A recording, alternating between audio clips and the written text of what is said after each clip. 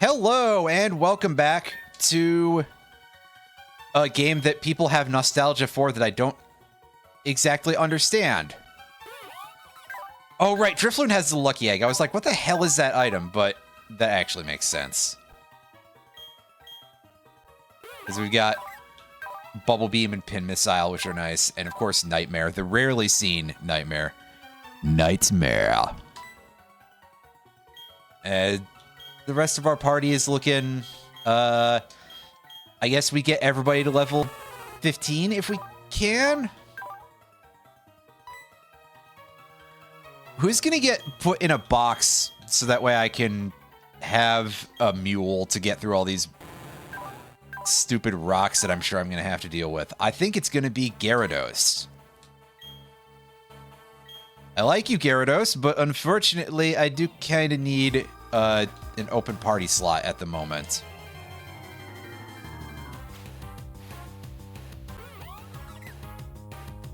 Oh, hey, look, it's one of these things.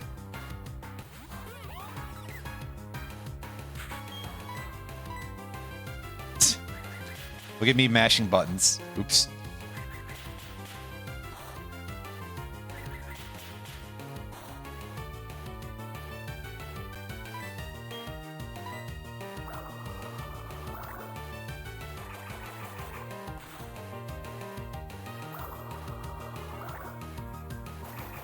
Oh, okay.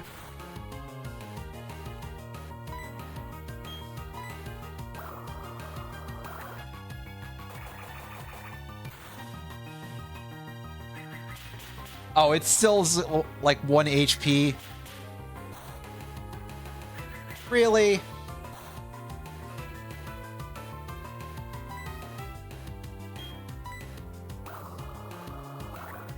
Honestly, I think just yelling about throbbers is like a normal behavior for a stream viewer. Continues to...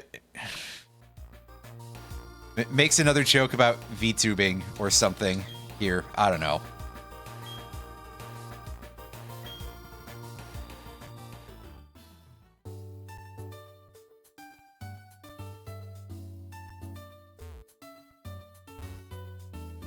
Actually, Ninetales can go in a box for now because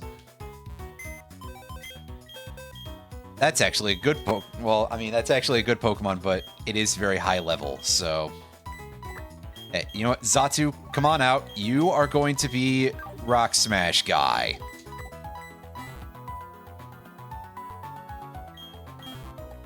Rock Smash Jones. Come on, let's do this.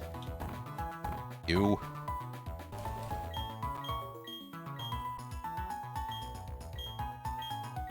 And yes, by the way, for anybody who is like, I, in fact, did set up my HM compatibility so that way every Pokemon has perfect HM compatibility. Because I never wanted to be in a position where I'm caught with my pants down, having no captures available, but also not having Pokemon that can learn any HMs. That would be a problem.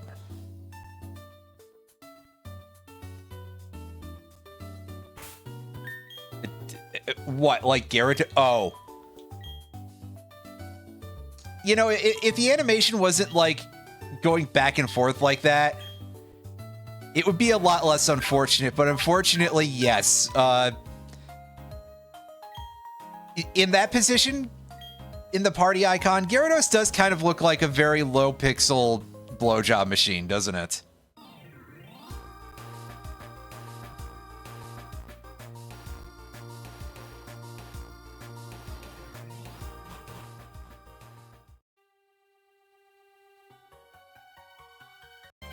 Anyway, I think there were rocks we could smash around here, so...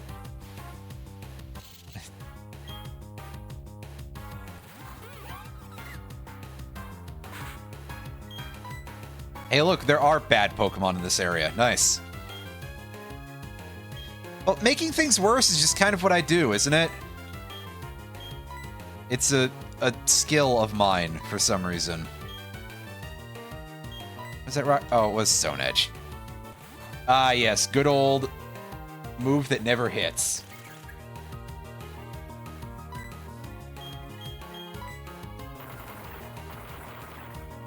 Thankfully, I was proven wrong as soon as I said that.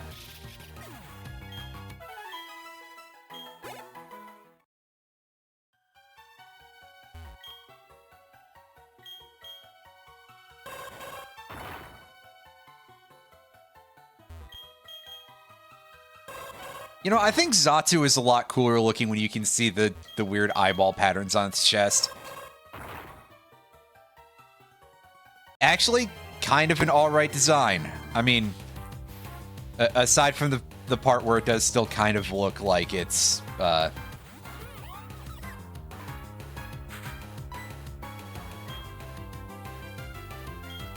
can I put this diplomatically?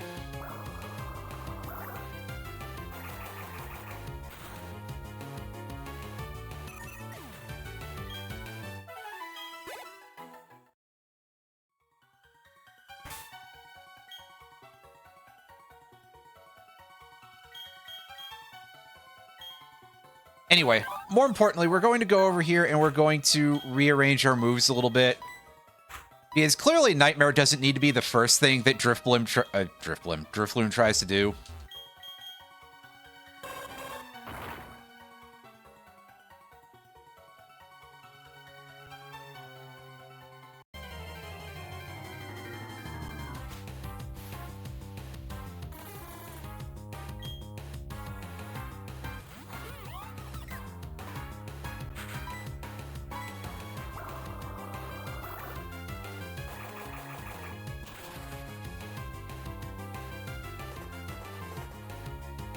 Oh, he's digging. She's digging, rather. Can you dig it?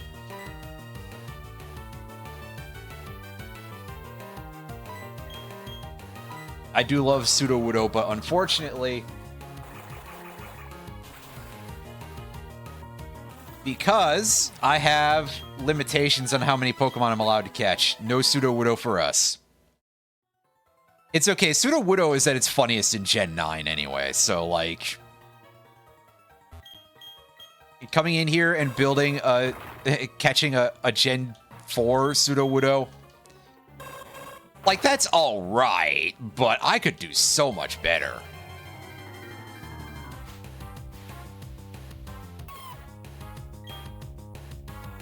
Gibble, though, I do kind of wish that I had caught this.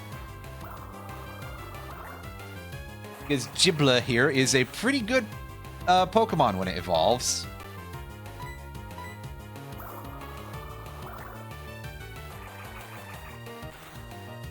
I think my rules were named location, not like sub-maps, so I indeed cannot go catch that, sadly. Ancient Power? Yeah, I'll Chuck Block for that. Chuck Block, not to be confused with Chuck Rock. That's... Chuck Rock, that's something completely different. Ugh. Blah.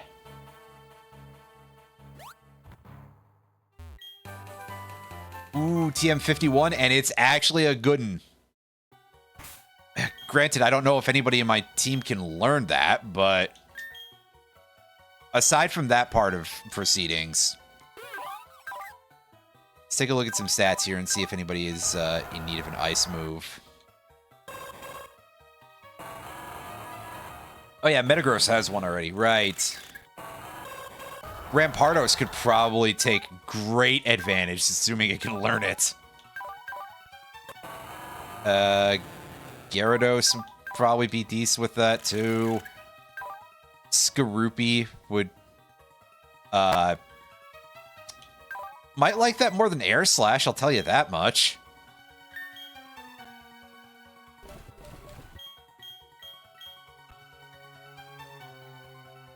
Oh, damn.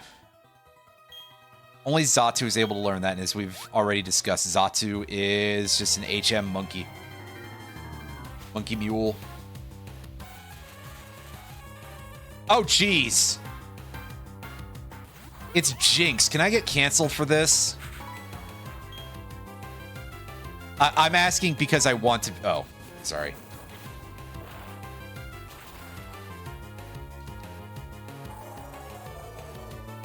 I mean, yes, but these randomizers are fucking weird, dude. Ouch! Oh! Oh my god!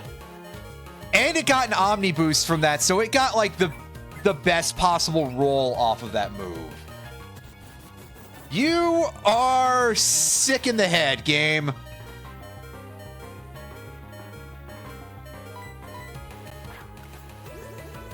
And we die from Leech Life. That's embarrassing. That's like when you play a roguelike and you die from getting a stubbed toe from kicking a door.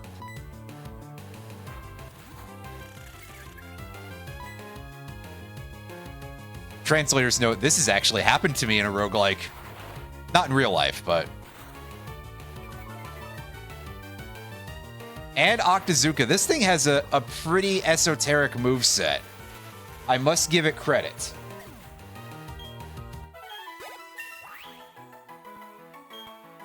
Shit chose to genuflect.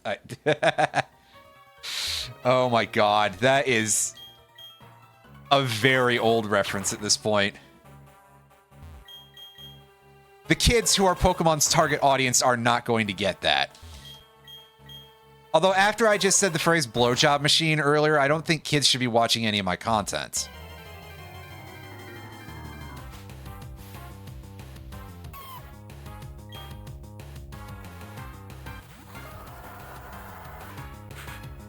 Oh, here's Gibble, Gibble,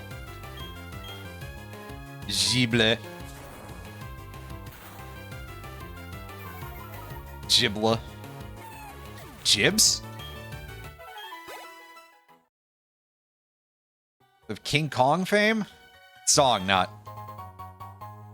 Oh, hey, another fossil. Excellent. I love just getting free party members.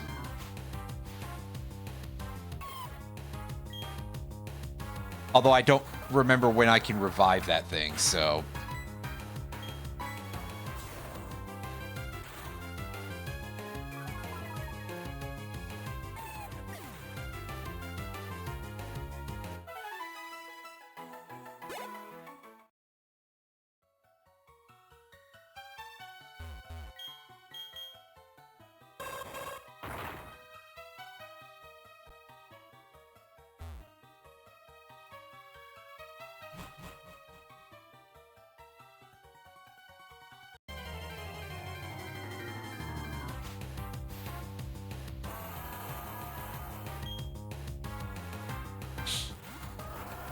Oh, hey, it's this guy again.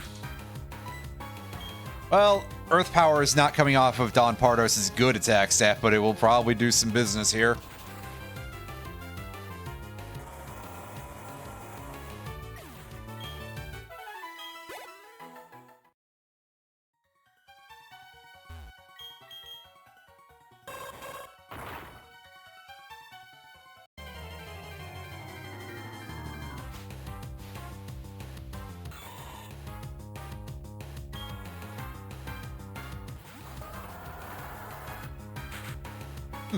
Breloom, that is a Pokemon of a decent power level. And Skorupi might be able to defeat it.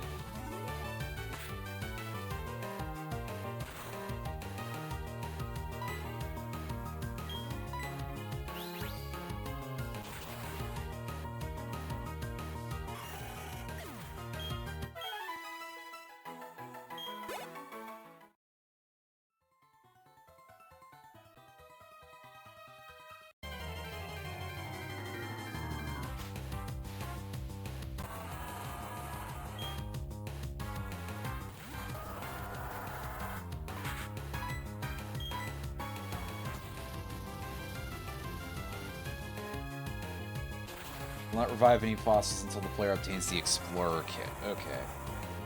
Where do I get this thing?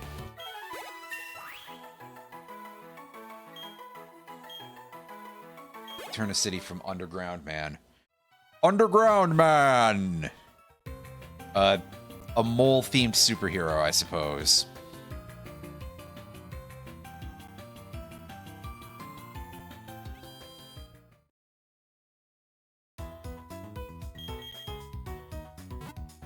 Anyway, I'm here to revive my dead ghost.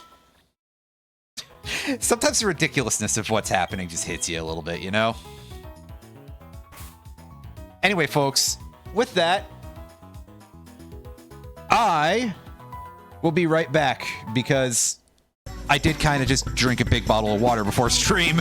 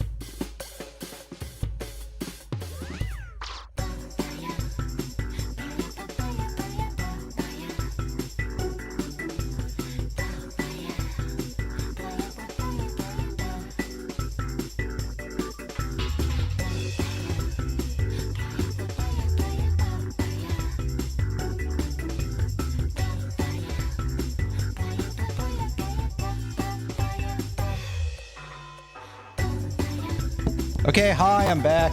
That didn't take long. Let's get back to Vigigame, I guess. Instead of just having memories about another one and how it was good for a while. You ever just think about how severely Square Enix has more or less fallen off? I did get a notification on Steam for like a big mountain of Square Enix games being on sale. So I assume that they're doing an overall publisher-wide kind of sale right now. Yeah, because they informed me of, oh hey, the log disappeared this time. They informed me of Octopath Traveler, Nier Replicant, and the 6 Final Fantasy Pixel remasters.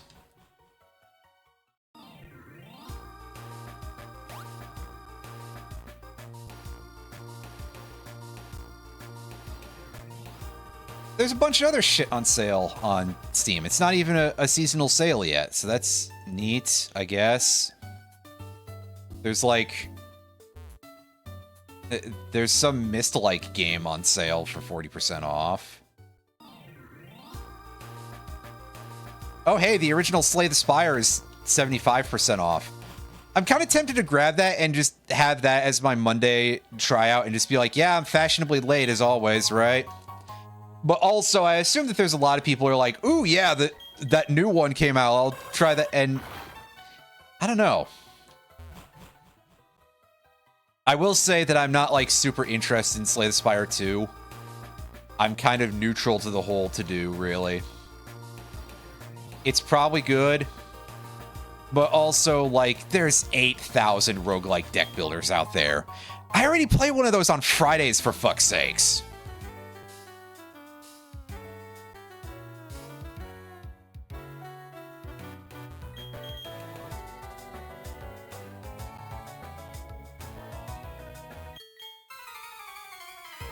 Yeah, I've got good news for you about FF16, by the way, is that because it's a Square Enix game and they have an ego the size of something with a really big ego, I don't think it's ever going to drop much more than 50%. In fact, perhaps you should look at 50% as being like, okay, I'm lucky to see that.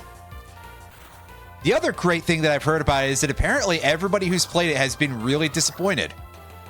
And by great thing, I mean, well, you know. Anyway, yeah, Square Enix loves to keep a lot of their physical shit Japan only. Speaking of that, because I also think about at the same time the little cactus plush, right? Remember that when they were doing the Legend of Mana re-release? Fucking hell. The Legend of Mana remaster? And they were going to have this nice deluxe edition that you could get in Japan. And it had that little cactus plush. And then they just did not release that in America. But we did get access to that wildly overpriced chromed plastic figurine of little cactus that I showed you a couple of years ago. That I will freely admit I almost considered chucking some cash at, because I admit that I am a huge mark for physical merch shit. It's probably something I should be embarrassed about, but I mean, I kind of am. Oh, hey, that's a Pokemon a bug catcher could conceivably have. However, because it's ground bug, it's actually going to take a couple of... I guess part of it is that Drifloon is not that impressive. So even though Ramadam is infamously kind of crap, but still. Oh, I actually do not entirely remember that, but I'm not surprised. That's an extremely Square Enix move.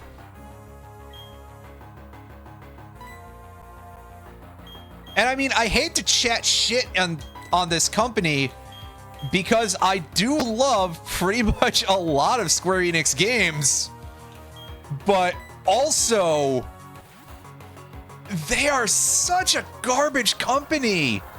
I mean, yes, corporation's gonna corporate, but like, man.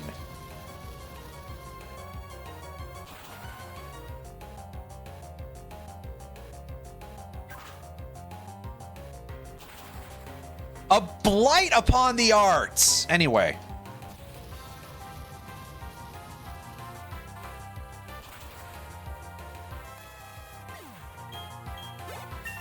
Oh, God. Well, keep in mind, again, that it's like, I don't remember many of these stories specifically, but I'm kind of in this place where it's like, yeah, I know that Square Enix is a shit company, so very little of this ends up being surprising. Unfortunately. Hey, Trico. That's a starter Pokemon. Unfortunately, it's a Gen 3 starter, so in my opinion, it sucks.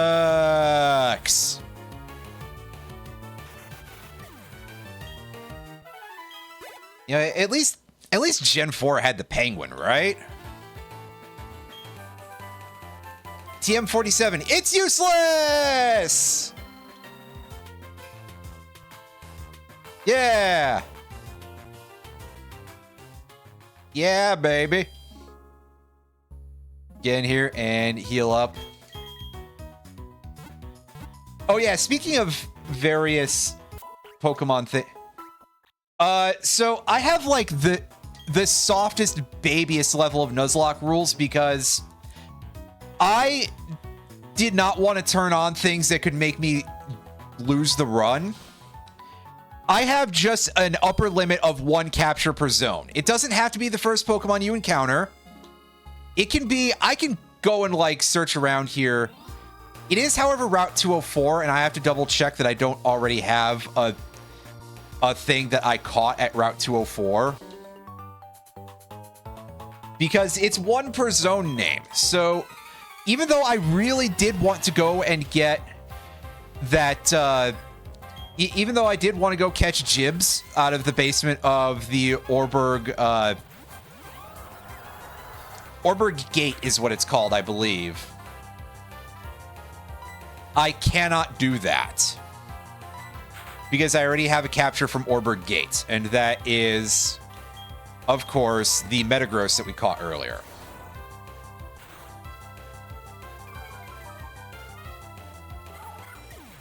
Oh, rude.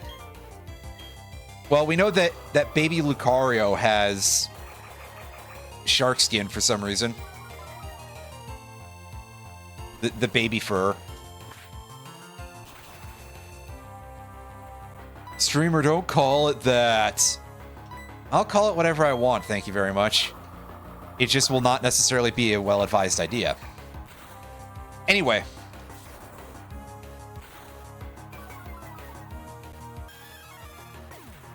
So I'm going to have to go look that up real quick and see if I'm able to capture something here. Thunderwave on Drifloon, that is better than Nightmare, that's for sure.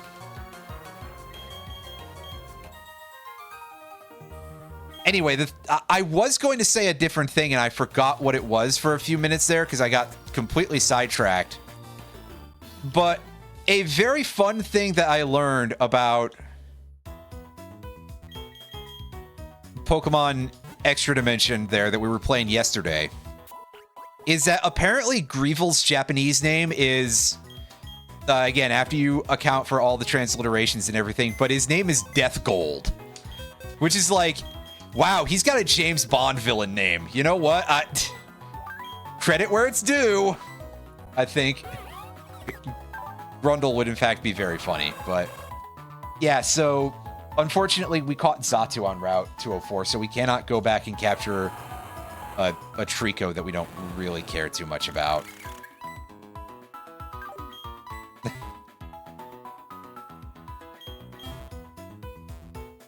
Unfortunately, no Grundle for us. Wait.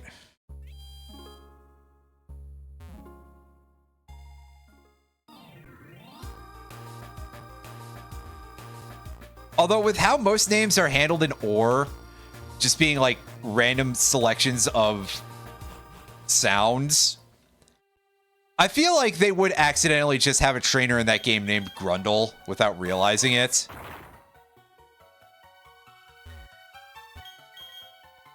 Which means that maybe somebody will spot it in, like, Mount Battle or something when they release that game on Switch. Switch 2, rather. Ooh, Porygon! Yo! I'm sorely tempted, but unfortunately, I don't know if I'll be able to evolve it. It may just be stuck being Polygon Duck forever.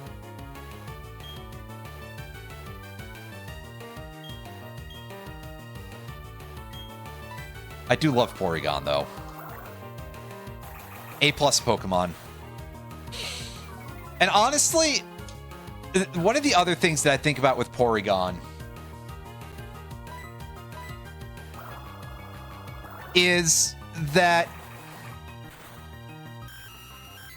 So we had this generation now, basically ever since Gen 7, where they were like, okay, we're going to have the Rotom phone, right?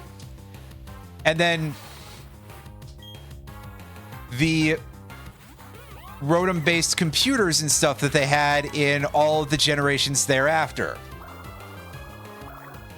And I get the idea of having, like, a Pokemon-enhanced piece of technology because, you know, now all this portable tech is, like, a real part of people's lives and stuff. But also, Porygon was literally right there. Yes! That's a good TM! Holy shit! I can't believe it, dude! Those do not exist!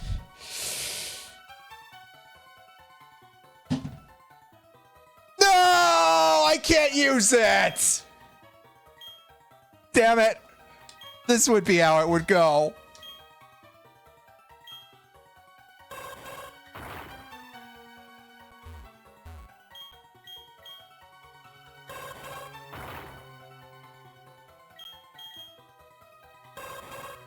Listen, I'm just saying have Porygon as like the OS and security system for your Pokemon boxes.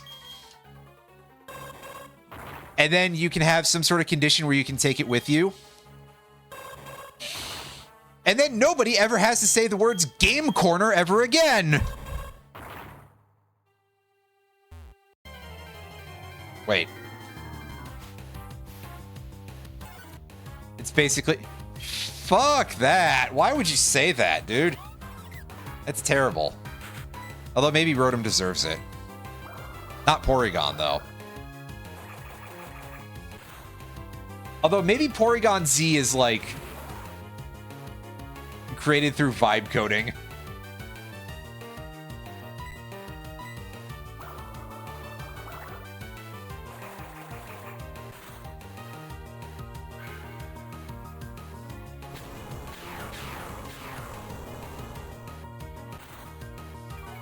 Rotom hallucinates and convinces you to overthrow the government.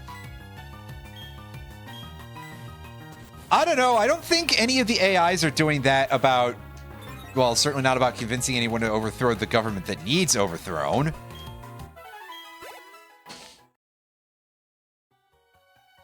AI hallucinations have definitely probably convinced our current president that he needs to overthrow the government of Iran, though.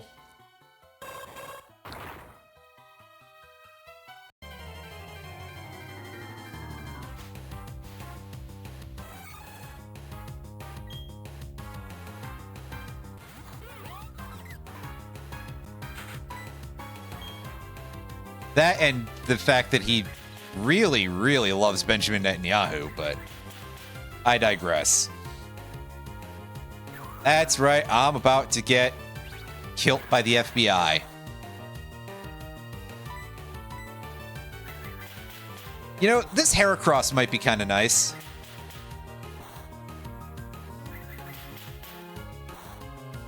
It's alright, by invoking Scotland, I have officially scared them off. Or something. Anyway, before I catch this thing, take a look at its little, like, :3 cat face. Just like... Yes. Yes, just like Zardoz. It's true.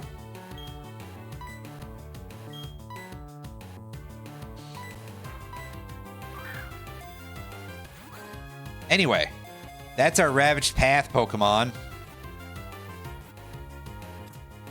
It's the Catface Beetle.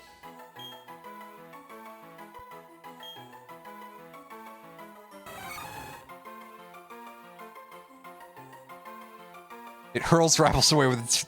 I mean, it does kind of look a little bit like a damaged shovel of some kind. Can we get a slight tweak to that so that way it's just like a snow shovel for its horn? And now we know how it can use Dig. And I presume every other ground move is invoked with a shovel as well, right? Just use Earthquake.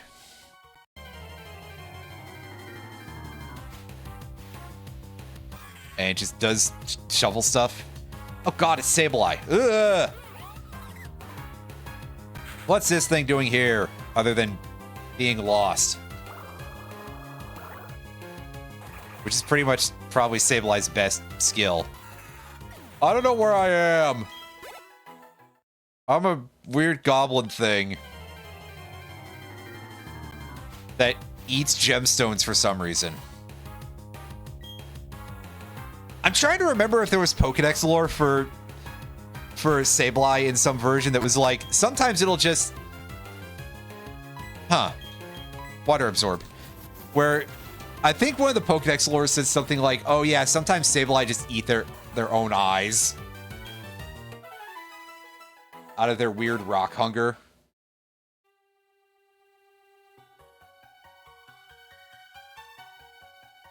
That sounds like a thing that would be in one of the Sun and Moon games.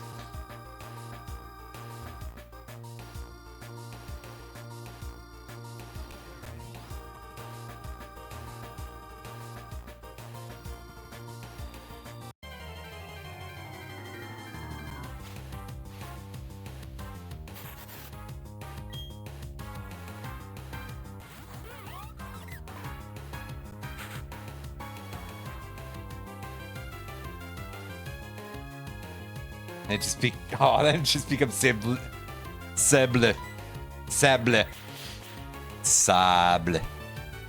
Sounds French, actually, the more I say it.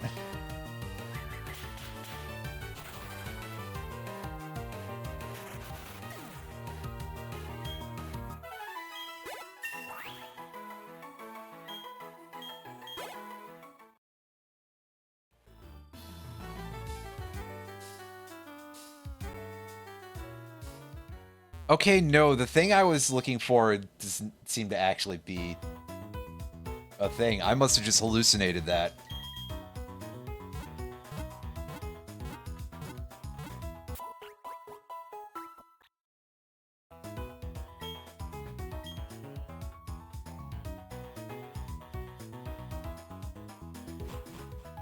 But also because they just like eat rocks and produce.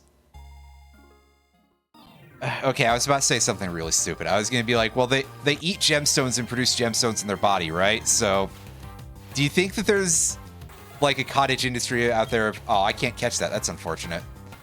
Of dudes like the thing that I used to say about Veluza, and because it regenerates and it intentionally slices up its own body, Veluza, not Sableye. Is there like factory farming for this fish in the Pokemon universe? Do people do that with gems for Sableye? But no, I don't think that'd be a thing. That wouldn't make a whole lot of sense. Not with the way I've explained it.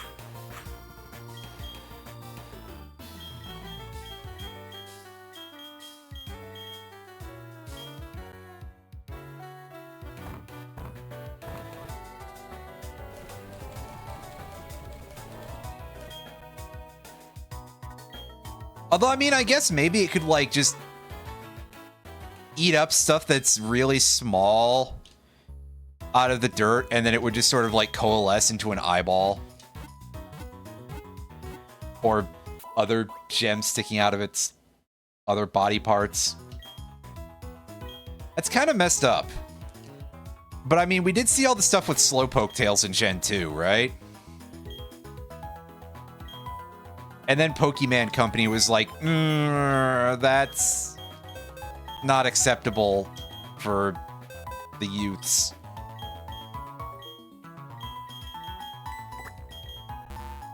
Hey. Yeah, so we switched Xatu out for our good Pokemon. I sure do. And now I'm trying to remember how the story went in the Gen 4 version, because I do not recall, but... Oh, yeah, actually,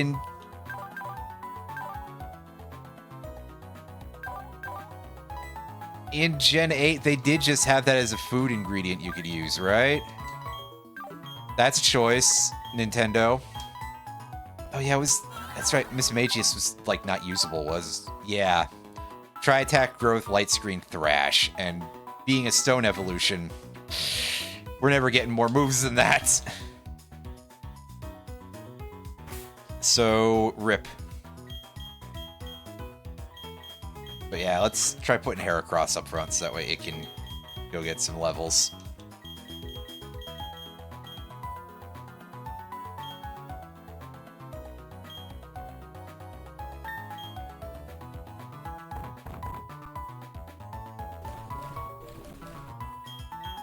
Ice Fang. Damn. You know what? How about Mega Punch? Can you learn Mega Punch? Nope. God, my TMs are, like, unusable.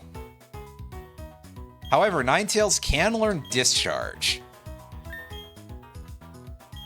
Do you have a move that sucks enough for me to put Discharge on there?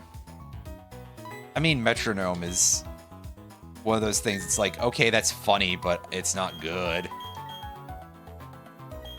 So, yeah, I'll dump Metronome for that. That's fine.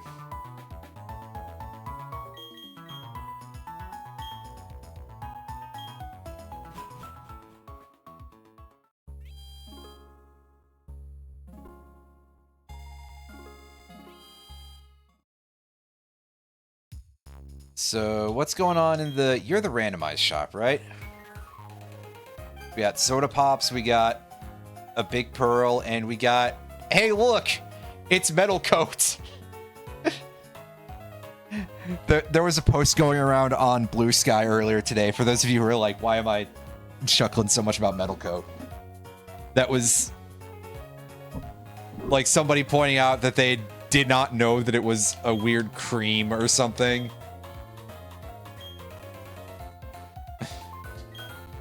At least I assume that's supposed to be the intent, is that it's a weird cream. Weird cream, yes, that's a set of words that might be a little bit worrying. Anyway, oh boy, a contest object. We're not doing those in this run through. Give me the money. Give me $100 for that iron ball, which is suspiciously little, actually.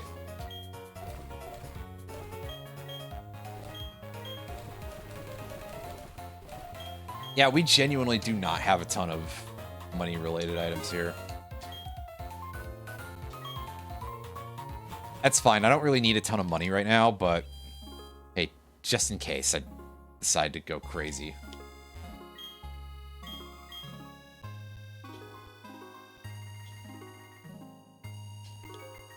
Free berries available. You got any of those, well, I guess anything, really.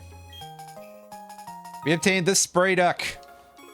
It's a Psyduck-shaped watering can. And we got a Pechaberry. So that's a free Paralyze heal. I mean, that's useful. Oh, you are the accessory exchange in case we want to make our Pokemon look fancy, which I think is literally only for contests. We can't just have our Pikachu come out in black sunglasses or something, I don't know. I'm not feeling very creative with this description. Oh well.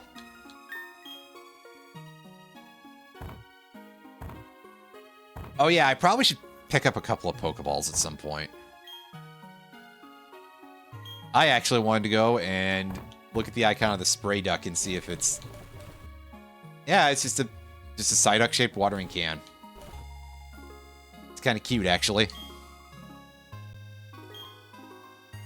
Quack, quack.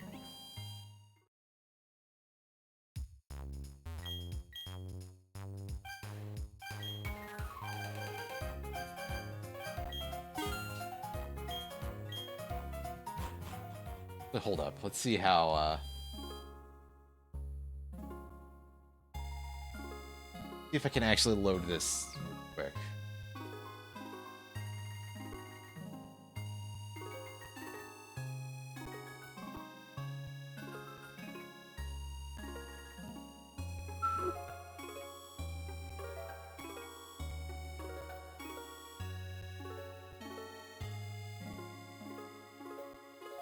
Oh, it doesn't appear to be just sitting on this wiki anymore.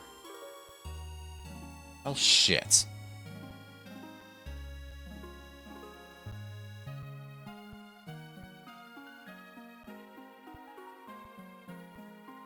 Here, let me try this real quick. Quack. Kind of quiet, but...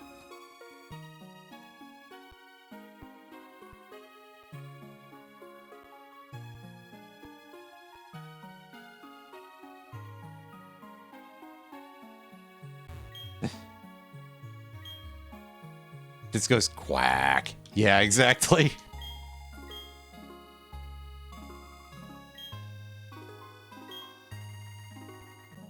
Ah, yes, Grunt 1 and Grunt 2. Bill and Other Bill.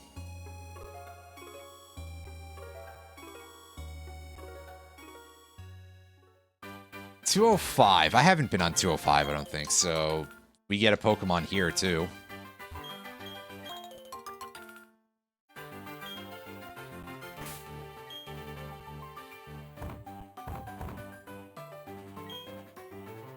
Excuse me. No, not Pokedex. I actually want to go take a look at the town map and make sure that I'm not being dumb here. Yeah, that's the spray duck.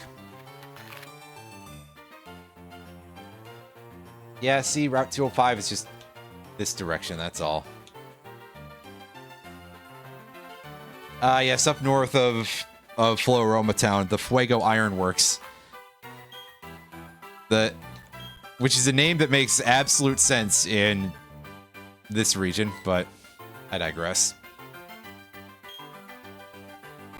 The Valley Windworks.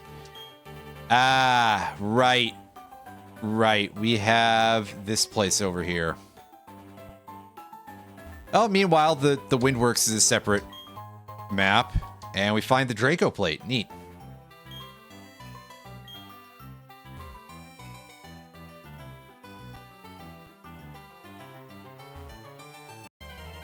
Yeah, we can't get at the Ironworks until we have Surf, if I recall correctly.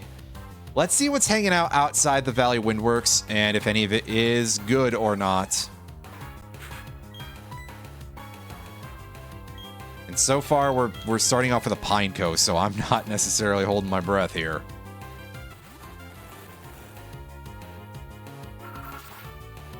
It has Hypercutter as an ability, which would probably change when it evolves, but... Hey. Government peanut butter. Wow, okay. It's got a poison move of some kind.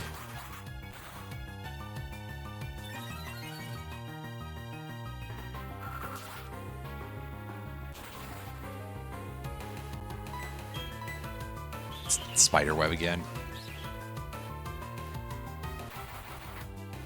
Bug bite. So using camouflage just made us weak to literally everything this Pokemon has for some reason. That's funny.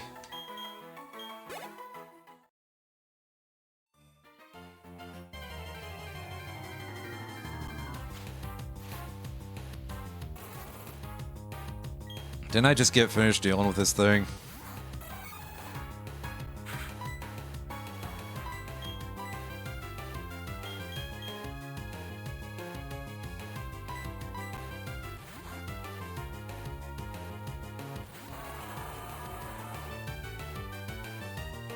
Ah, Poison Gas was the other move. It's not even a good poison move. Well, whatever then.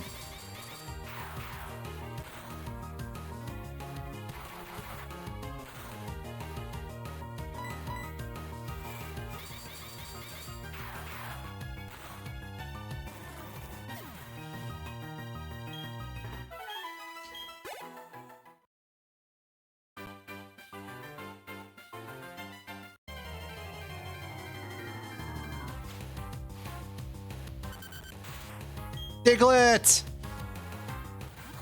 There he is. Well, there she is in this case.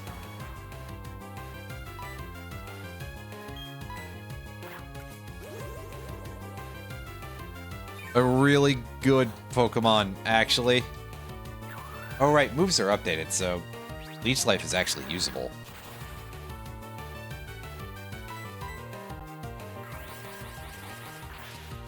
It's got Leech Life, it's got Zen Headbutt. Ow! Oh, right, we're weak to that. Yep.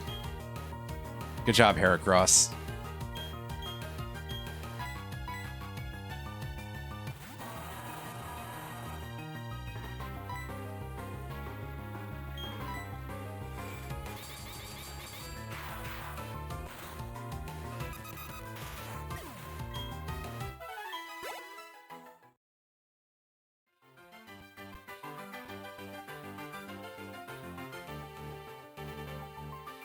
Oh, we should probably go back and revive our Pokemon.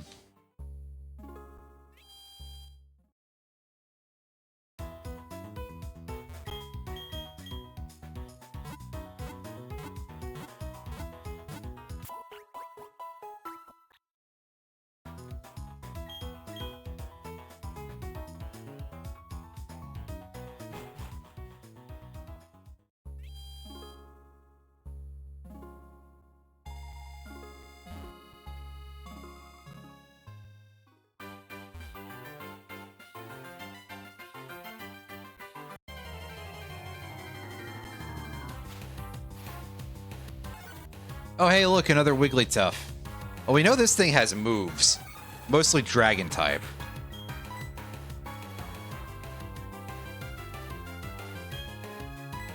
But also, I just like Diglett more. Personal level.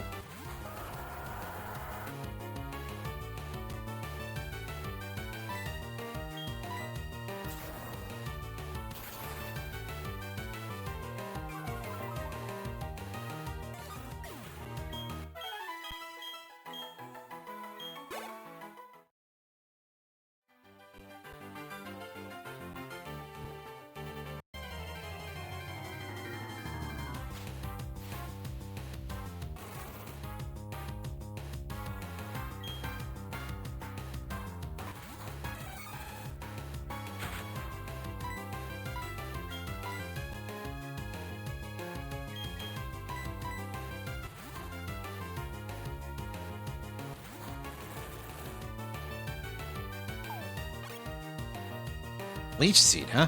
Wow.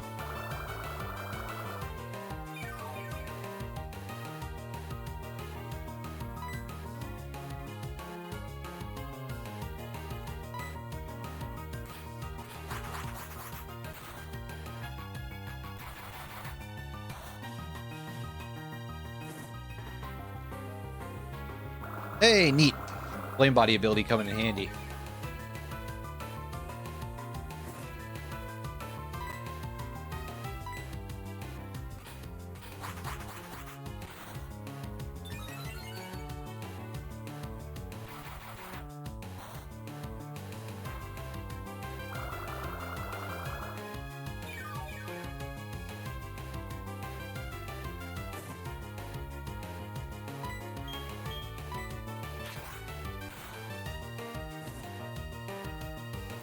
Oh, it has the same ability too? Well.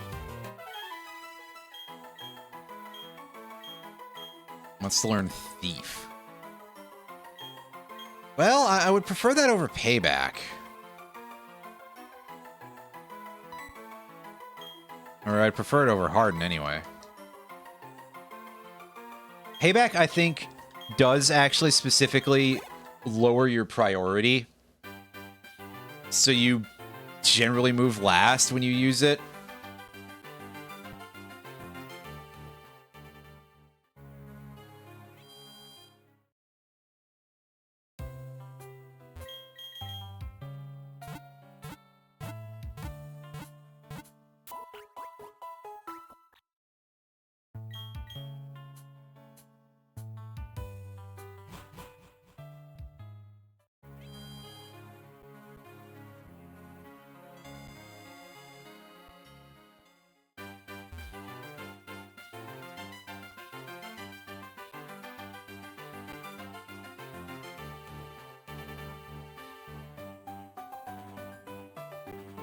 I think we've mostly tapped out this region in terms of seeing what kind of things we can capture here. And I think the correct choice, as usual, is probably Diglett.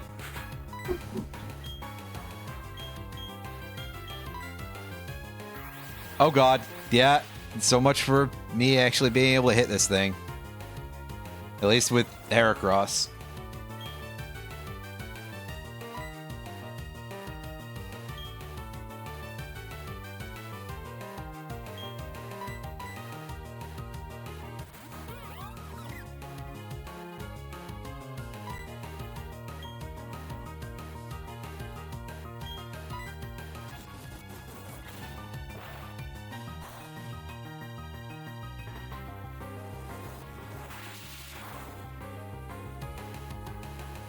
Oh, it's prepping Razor Wind or something.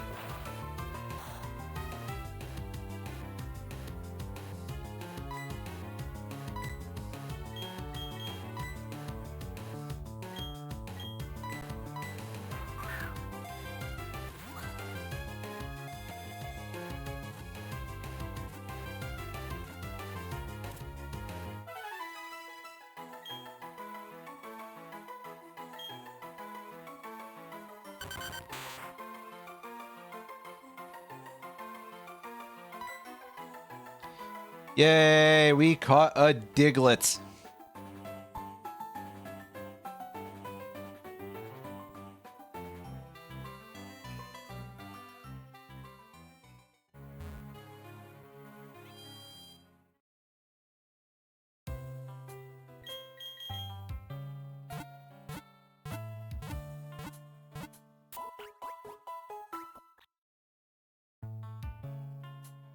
One of the best Pokemon, because it's very silly.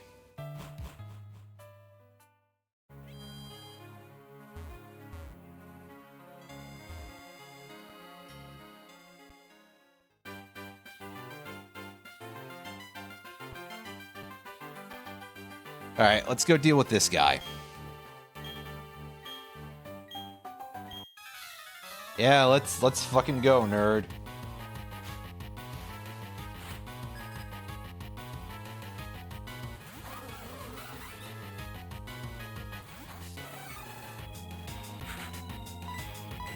Leading off with Vespiquen, which will die instantly to any rocks, basically.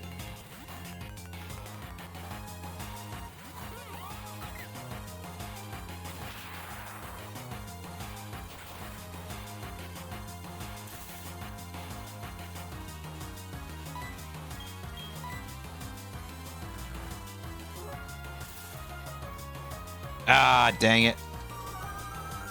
Wow, it really does just have a lot of moves to deal with Drifloon, huh? That is exceptionally unfortunate. I don't know if anyone else has rock moves in this party. I mean, obviously there's other shit that this Pokemon is weak to, but...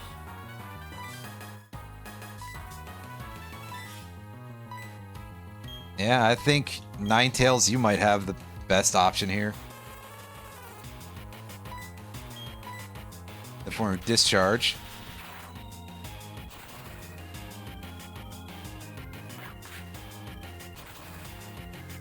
Wow, this thing's moveset is expansive. I said expansive, not expensive. This is probably the most severe beating anybody's ever taken from this Pokemon.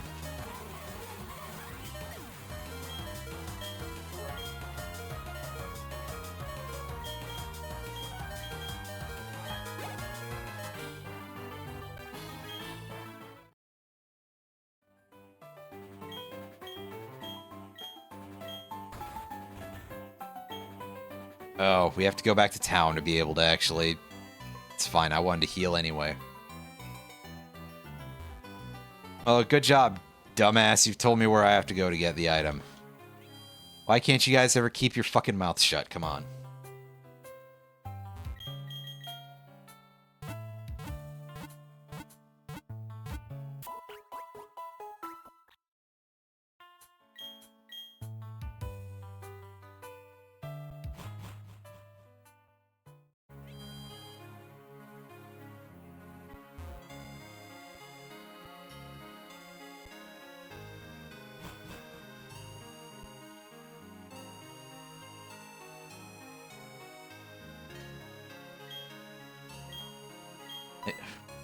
These guys are just like, oh, well, we need... We need honey to attract Pokemon and... Come on, guys. You can do this another way, I'm sure, with basically anything. Just walk into random grass and you'll get Pokemons, I'm sure. I know how this works, trust me. I'm a... doctor? I don't know.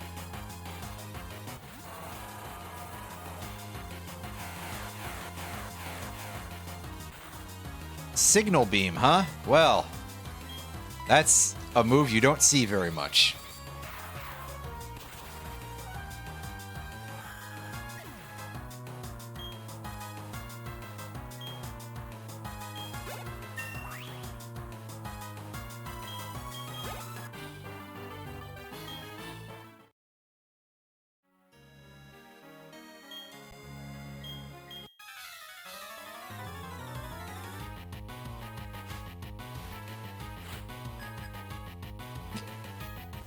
Realize there are easier ways to get honey, like covering themselves in mud and pretending to be a rain cloud to raid a beehive. I mean, by comparison, yeah, that does sound kind of easier, doesn't it? I'm not super afraid of a random Dratini. So, Heracross can just beat this thing up on its own, and that might have been a mistake, but... I mean, with its HP that low, Eruption's power is just absolutely gone to hell. By the way, hello, Dustar. How are you? this evening.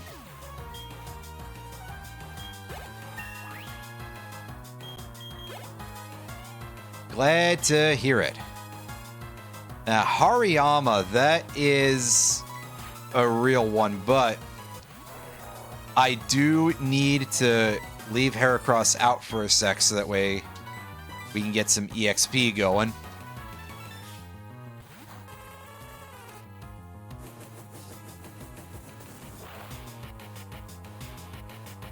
Yes, Bugwood was... I mean, obviously it has other moves. It's more the part where I'm at a lower level, so... And Hariyama probably would take a little while to break through as a consequence. Especially with me being stuck with just dark moves and Razor Leaf. I mean, I guess Razor Leaf could do some damage, because that is a physical move. And we got the Windworks key. Hooray! Just called the Works key. Not to be confused with the key to the Ironworks, which is probably different. In fact, it might be made of iron. This one, however, is definitely made of wind. That's how that works, right? I'm gonna assume that's how that works. Also, yeah, the guy just handed us over some honey after that. Because Team Galactic were working that hard. You know, so that way they can have the ability to catch Munchlax. You know what? I think at that point, maybe just let them have it. Actually, that might allow them to capture Heracross under the normal rules, so that might be slightly more threatening. In theory.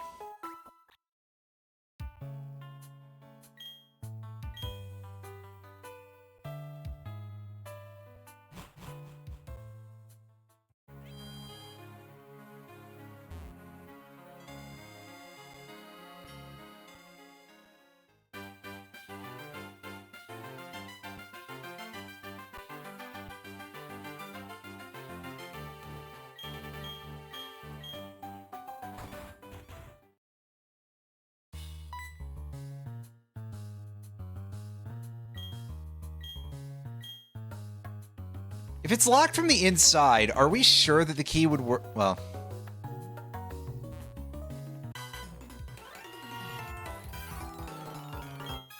Otherwise, why do you need to point out if it's locked from the inside? Because... it doesn't matter where it's locked from. Anyway, whatever. This fella has a Drifloon, and we don't have a great move. Oh, no, we have dark moves, right. Those will work. Well, at the very least, the door does look like it would be quite heavy, so... it might be a bit of a pain in the butt.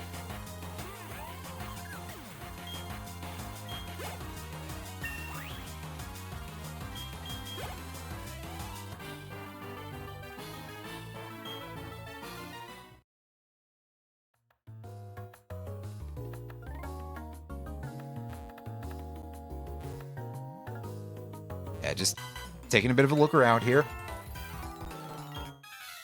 Obviously, we are going to go kick this guy's ass. I mean...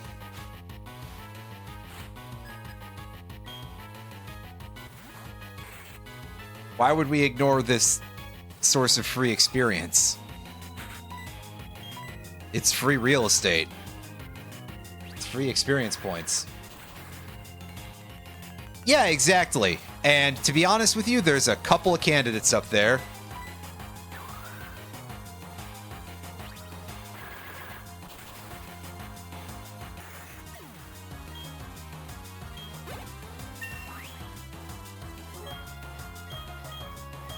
Wants to learn Magical Leaf. That is not very useful for us. I mean, we've already got a grass move that we can use for purposes of being kind of clutch. Because, as I've said before, grass is the attacking type where it's like, it's not usually the solution, but when it is usually the best. And also, it's Magical Leaf is a special move, whereas I'm pretty sure Razor Leaf is physical. So, Heracross probably doesn't want that one.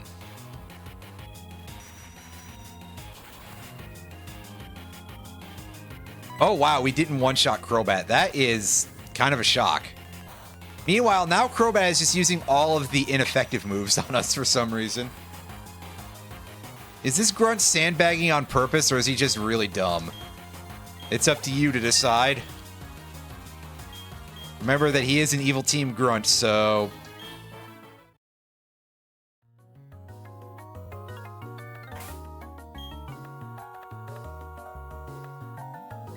Yeah, just to make absolutely sure here, I am going to double check that. And yeah, Razor Leaf is physical.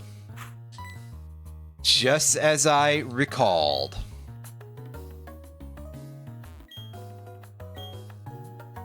Oh. That guy got whooped. And we've got the two NPCs with the unusually colored hair. Do you not remember how many admins there are for Team Galactic? You're real good at this, you goofball.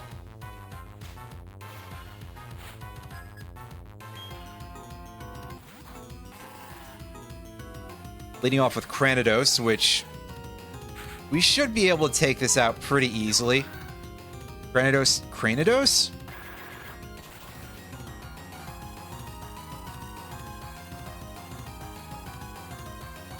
One of those.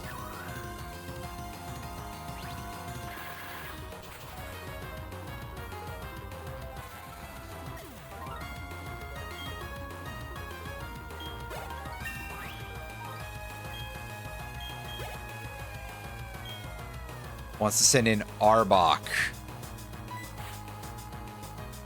That is a Pokemon that is very easily erased. We just have to wait so we can pick up some EXP first.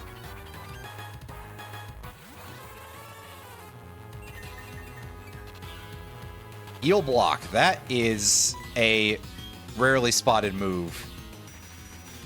Also, generally not a very commonly seen effect, but now that Psychic Noise exists in Gen 9, Heal Blocking exists a little bit more.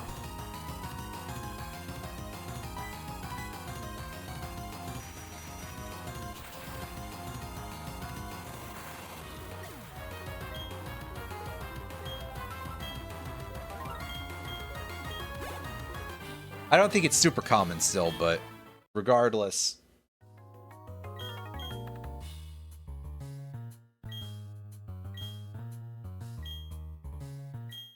What did you use to collect the electricity is my question. Well, I guess probably big batteries, but they didn't come in with any real equipment, so...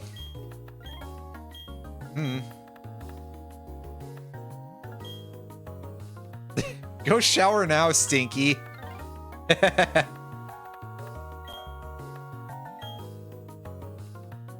balloon Pokemon, yeah. So Drifloon in this generation, I believe, is not a regular wild encounter. It's something that shows up as basically an event encounter.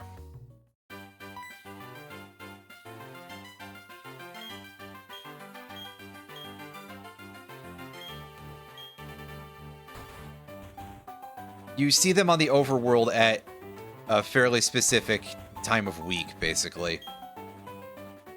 Yes. Again, it's been a minute, and also they did turn Drifloon into a normal encounter later in the series.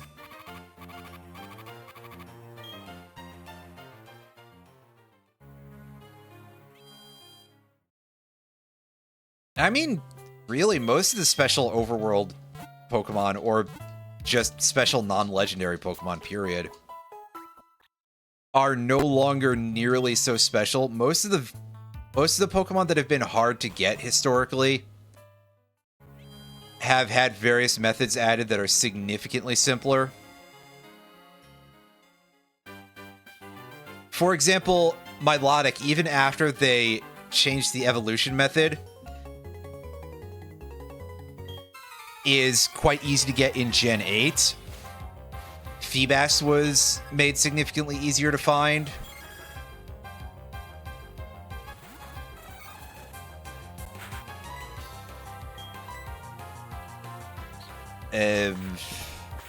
Spiritomb also is one that is a lot more available. I know that in the what was it called? The Crown Tundra DLC? Yeah, the Crown Tundra DLC for Sword and Shield. There's a Spiritomb that you can just find on the map. I don't recall about other games off the top of my head, but I think I got mine through a trade one time and just held it through the various predecessors to Pokemon Home. And then Pokemon Home.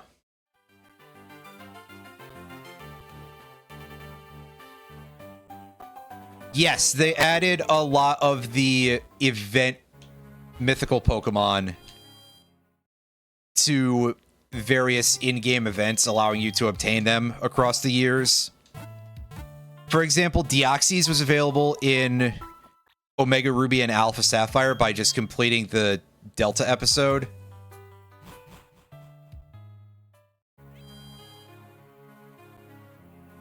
And then, yeah, Keldeo is just an in-game encounter in Crown Tundra. Oh, I already talked to that guy. I just forgot because he had generic dialogue, but I figured, hey, trainer hanging out on a route, it could be anything, right? Could even be a fight for some free money and experience. And over here we got Azurill. Azurill, I believe, is just pure normal. Not even water type, so Razor Leaf isn't going to do increased damage.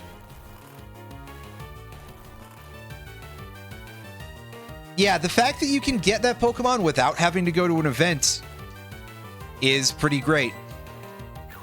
Especially because I feel like Pokemon Company, well, they've had some mystery gift stuff that has been distributed properly, but by and large, I feel they drop the ball with a lot of distributions because there's still a lot of, hey, go to this physical location to be able to obtain the Pokemon.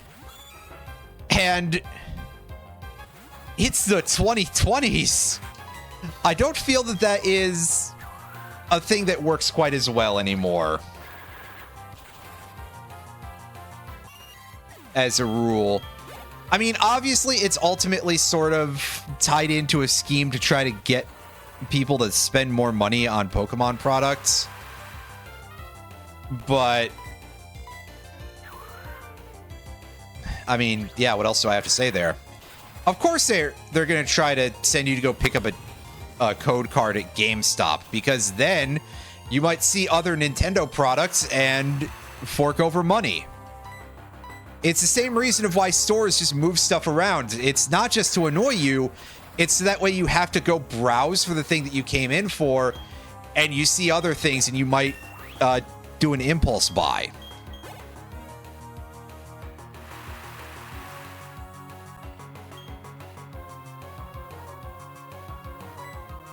I know, Tef, you're just finding out for the first time that corporations are evil, and it's kind of fucked up, isn't it? So here's where I go searching and see if I have another... Oh yeah, Drifloon has Bubble Beam. That's right. You could use some experience, buddy.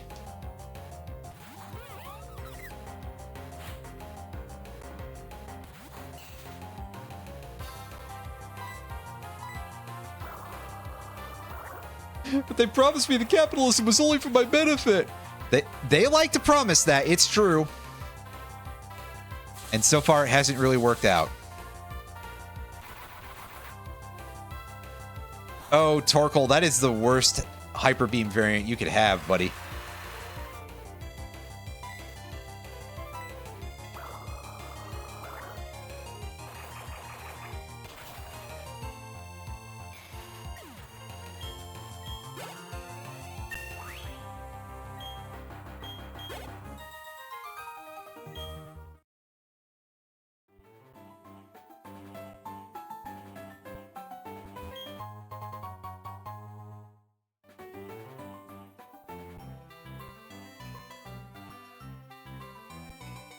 They may have lied a little bit. Just like they probably lied in some of the advertisements about their products. I cannot say for sure.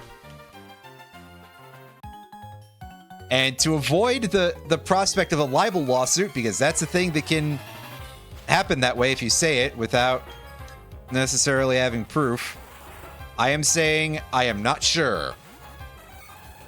For legal reasons, this is an opinion and an opinion only.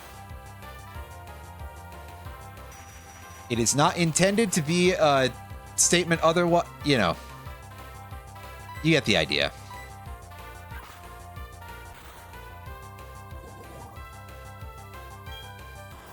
Oh, it affects more. It's not even poison point.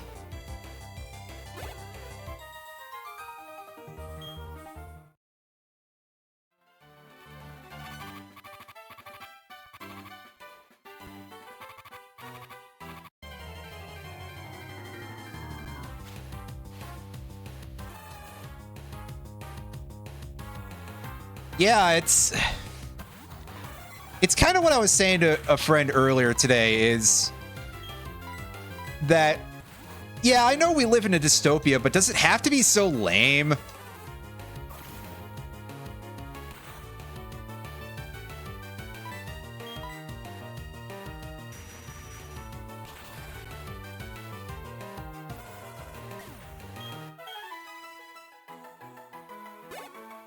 Also, we definitely got Heracross up to level real fast. I'll tell you, I'm happy for that. That's the power of that lucky egg, I guess.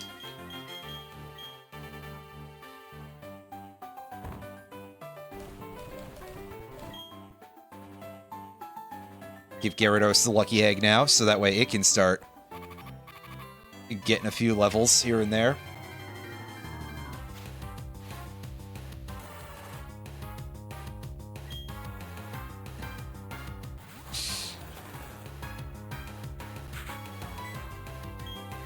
Oh, cool. It's just like FF7, except it's the version where Palmer got promoted to president of Shinra.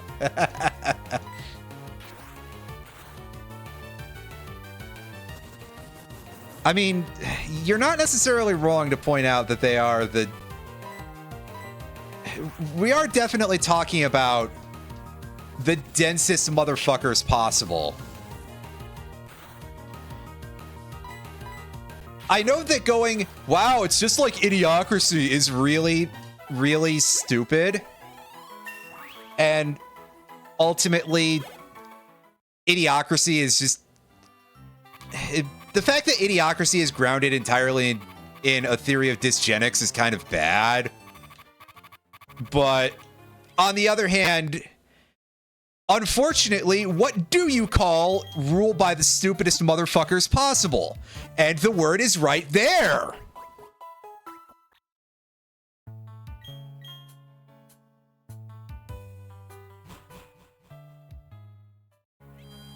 So,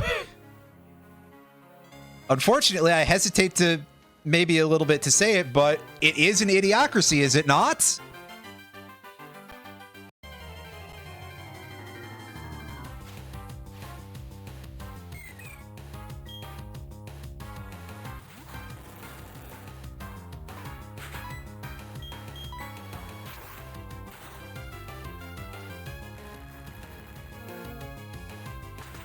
Azrael's got payback going, and even if there's a priority effect there, it doesn't need it.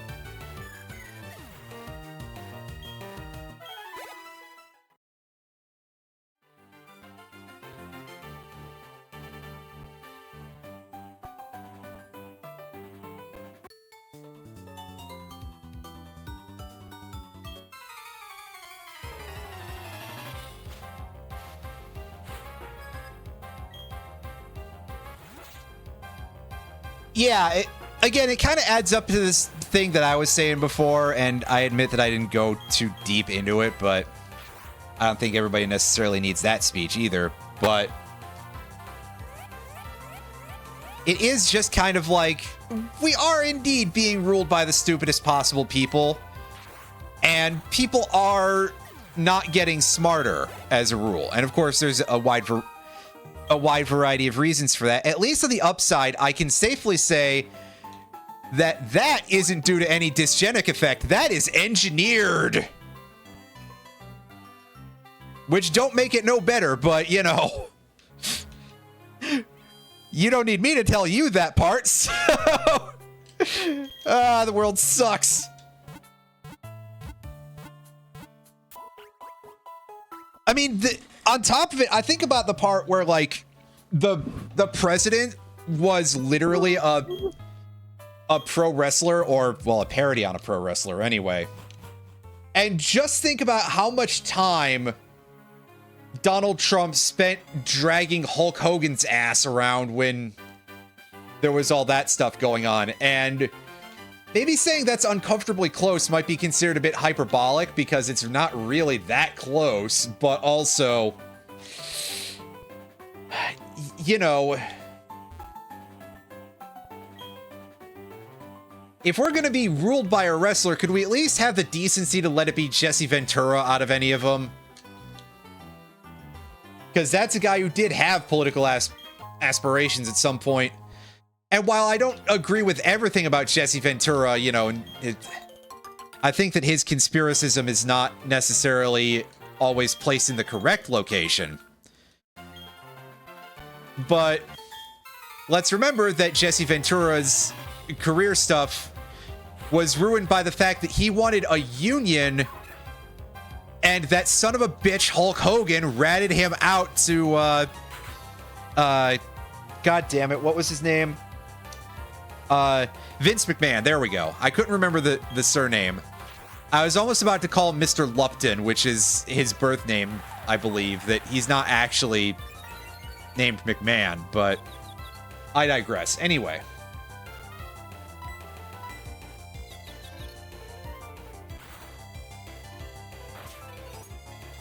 Yeah, Hogan got what he deserved.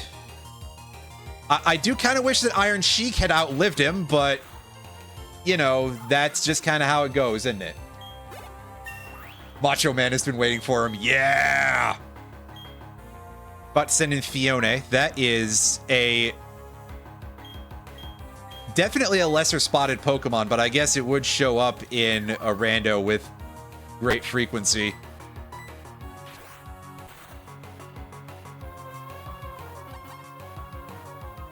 Well, great frequency with the asterisk of as great a frequency as any other Pokemon.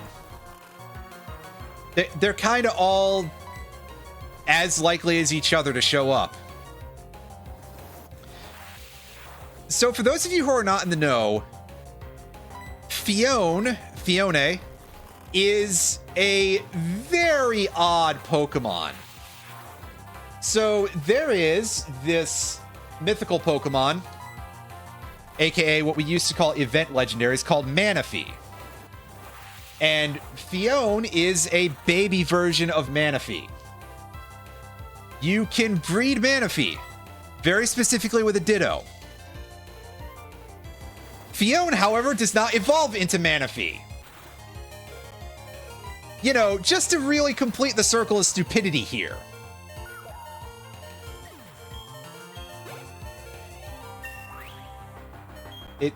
It's oh, that makes sense, actually. That makes a bit of sense. But it's the only time when you have that sort of mechanic involved with a legendary Pokemon. Legendary, in this case, I'm using the term legendary as a catch-all for Pokemon that are tagged as legendary or mythical. Don't at me in the comments, everybody.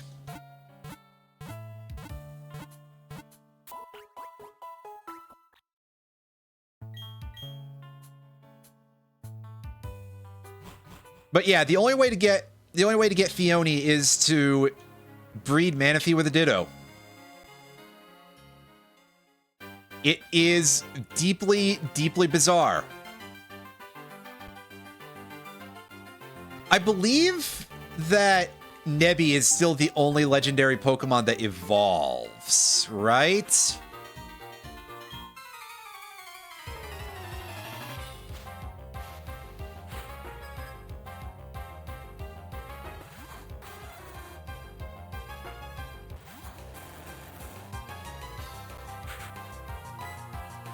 Oh, hey, look, Murkrow. That's a pretty cool Pokemon. I usually like that one a lot.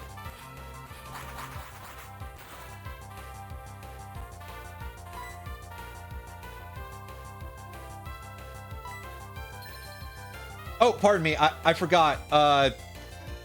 So, yeah, Nebby and Kubfu. Kubfu is counted as legendary Pokemon.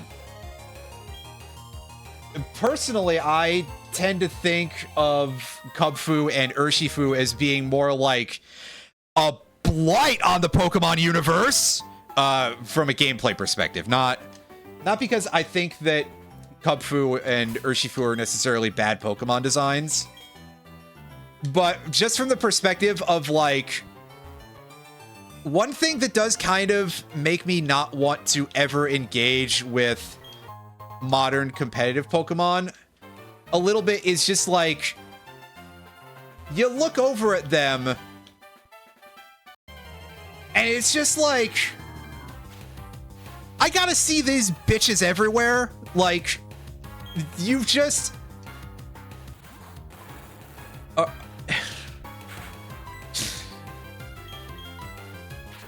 like, wow, I didn't think that Pokemon needed a Black Lotus, right?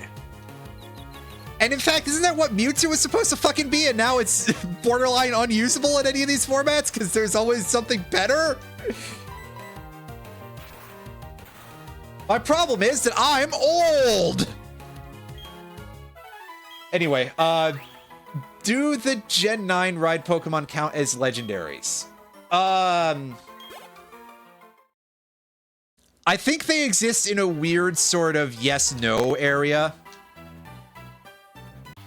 where they are the exception to the idea that Ultra Beasts and Paradox Pokemon should not count as legendaries.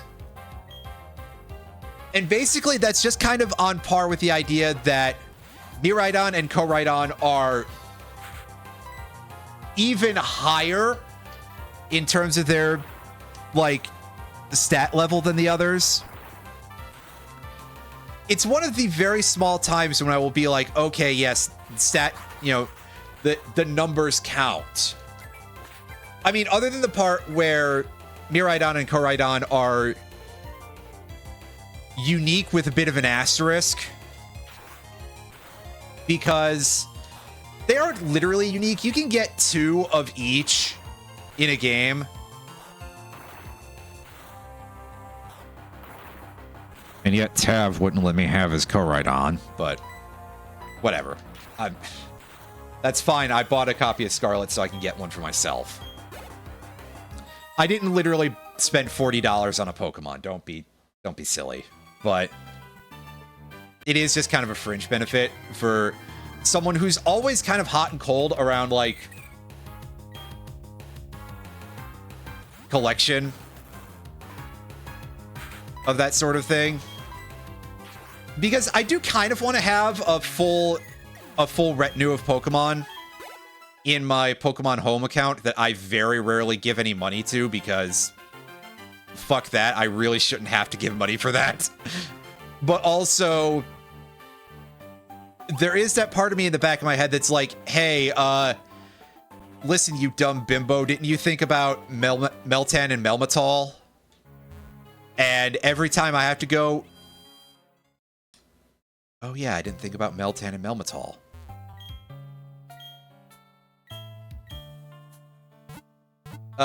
Am I planning to play Champions? No, Meltan and Melmetal are not the same Pokemon. So, Meltan is the unevolved form of Melmetal, but you can only evolve Meltan in Pokemon Go. And I'm afraid I'm not doing that. I am not a big fan of Pokemon Go. In fact, I also am like, I don't like leaving the house anymore. I would prefer to be as known in meat space as little as possible. Maybe it's because the world is hostile right now, so, you know.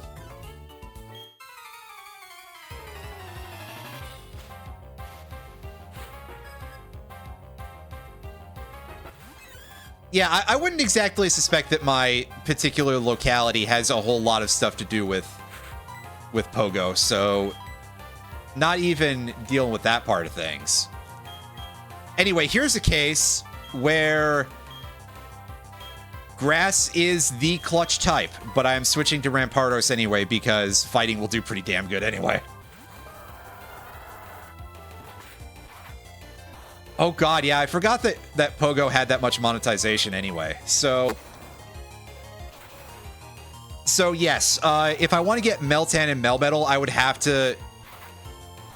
I'd have to probably get them through the GTS system that exists in I almost said Pogo in Pokemon Home, which in that case means that I have to get the app working again because I was running it on a phone emulator for the phone aspect of things, so that's been having problems basically ever since a couple of years ago. Basically,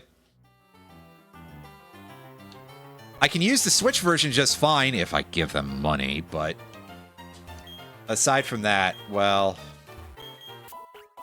bit of a pain in the butt.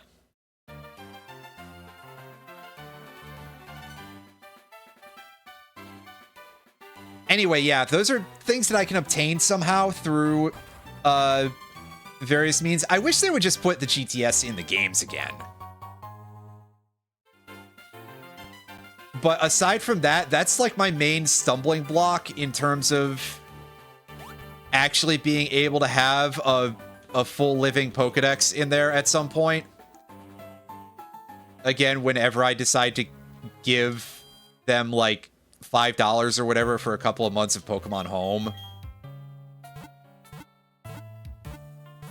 But I also am a big cheapskate about a lot of that stuff because, being quite honest with you, I feel that, well, as you've probably guessed, I feel that I shouldn't have to pay for that. I'm not a big fan of that aspect of things. But yeah, setting that aside, I don't think I would ever require the DLC for Scarlet, at least, because I have none of the DLC introduced new Pokemon that were version exclusive for Scarlet, is what I'm saying. I mean, obviously they brought back some oldies, but I have a collection that I believe is totally complete going back to Gen 7. With maybe a few mythical Pokemon from Gen 7 missing, but that's it. Right, yes, but I have the DLC pack for Violet already, is the thing. Because I already own Violet. I've already dealt with the DLC for that. So what I'm saying is I wouldn't have to rebuy it. Because the idea of spending another $35 on that, if there's no real need for it, does kind of make me want to barf a little bit. But I digress. We've got a party member. Is this the first time we've had a backup trainer in this game yet? Or am I a fool? Oh, yes, that's right. I would need those in order to get the Paradox versions of the Gen 2 Legendary Trio. Right. She's got Machamp for her partner Pokemon. That's neat. If I'm going to catch anything in Eterna Forest, I will come back for that because, excuse me, trying to do that alongside a partner? Ugh. Seems like a bit of a mess.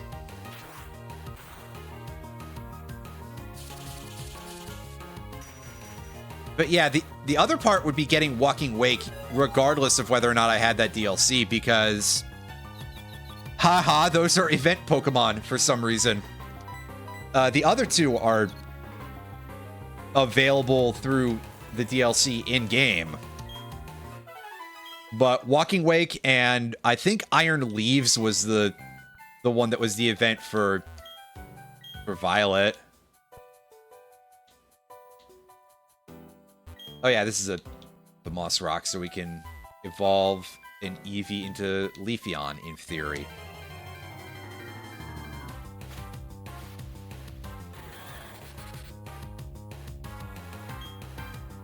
Oh, it's Electivire. I know that guy. Mostly because he's a major disappointment.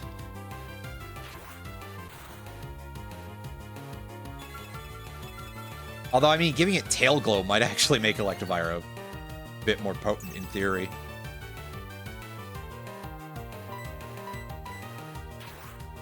A lot of the the added evolutions in Gen 4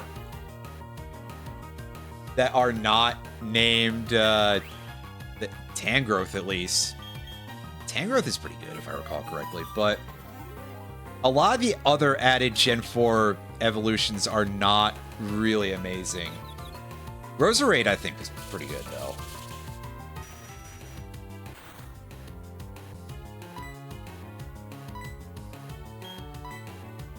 Oh, yeah, Porygon Z was... Yeah. If I recall correctly, Porygon Z was one of those Pokemon that you would really love to just be like, okay, give it Hyper Beam and a Normalium Z, and it just turns into a hydrogen bomb. And then one turn afterwards, it becomes a coughing baby again, but I digress. But yeah,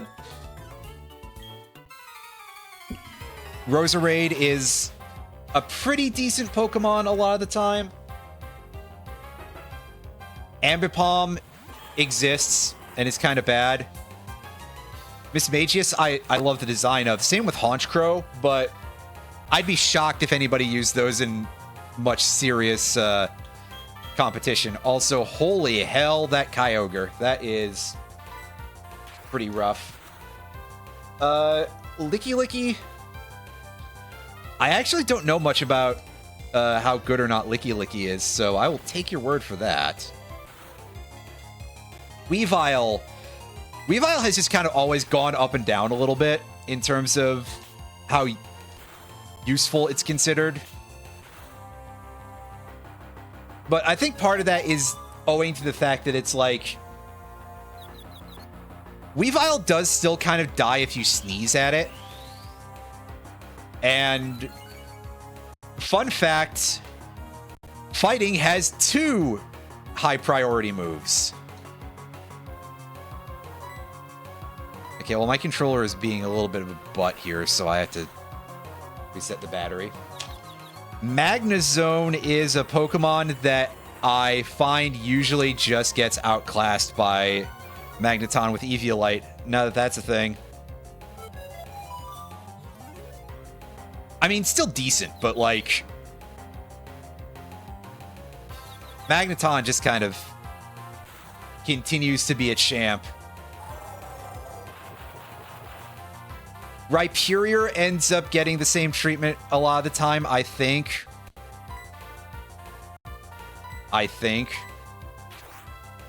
And yeah, Porygon 2 with Eviolite is just... That thing is built to fucking last. Yeah, I think Porygon 2 might actually legitimately be, like, one of the best normal types ever. Although the same cannot be said for Electivire or Magmortar by a wide margin. Machamp wants to learn Hyper Beam. I guess I will throw out Camouflage for that. Even though that's not really ideal for us either. But hey, take it. Yeah, Electivire and Magmortar tend to get left by the wayside a little bit. And we'll switch in Metagross here to deal with Tyranitar and the rest of the Pokemon. Togekiss has fallen off real bad. Togekiss used to be quite good, but nowadays it is generally considered to not be amazing. Yanmega is a Pokemon that probably could have a chance if it weren't for the fact that... Jesus Christ. Christ, that's disgusting. Yanmega could probably have a chance if it weren't for the fact that singles competitive is absolutely ruled by stealth rocks. And doubles competitive is ruled by area of effect moves.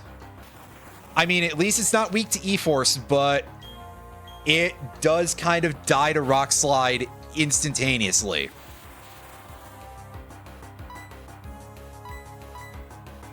In-game, though, I think it's pretty good. It's just a little bit risky sometimes, because if you don't one-shot something that has a rock move, you're dead, Burns. And then, meanwhile, Leafeon and Glaceon tend to be some of the less well-regarded of the evolutions. Gliscor is very good.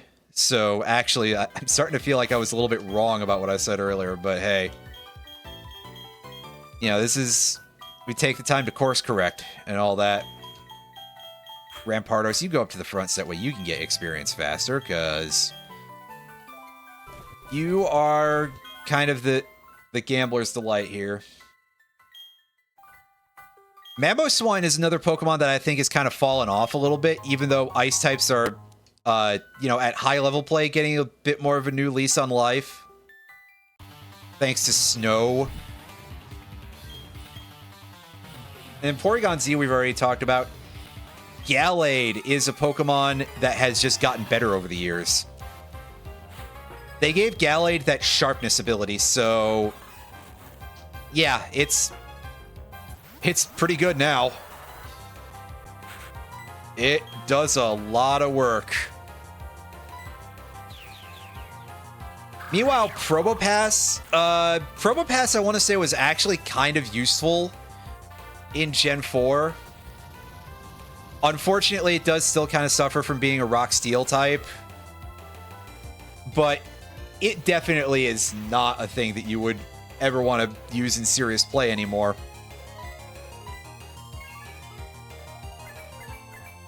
Oh, that's fine. You're going to take a good chunk of damage anyway, Manectric. And Dusk Noir. Dusk Noir is the big one after that, where it's just like, yeah, Dusk Noir is a meme of a Pokemon. It's... Dusk Noir, yeah, literally. Dusk Noir exists for the sole purpose of making its pre-evolution stronger.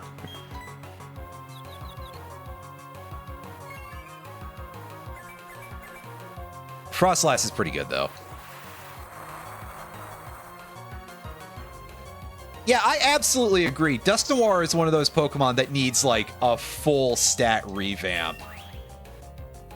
I mean, I think there's a lot of Pokemon that need their entire stat sets just, like, redone.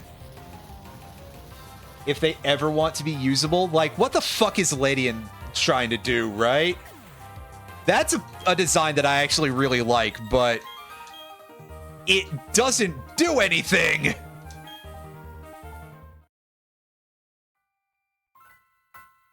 I mean, it's also got a base stat total that is on par with Beedrill, and it evolves at level 18 instead, so, like, it's definitely an even bigger feel-bad Pokemon on some level.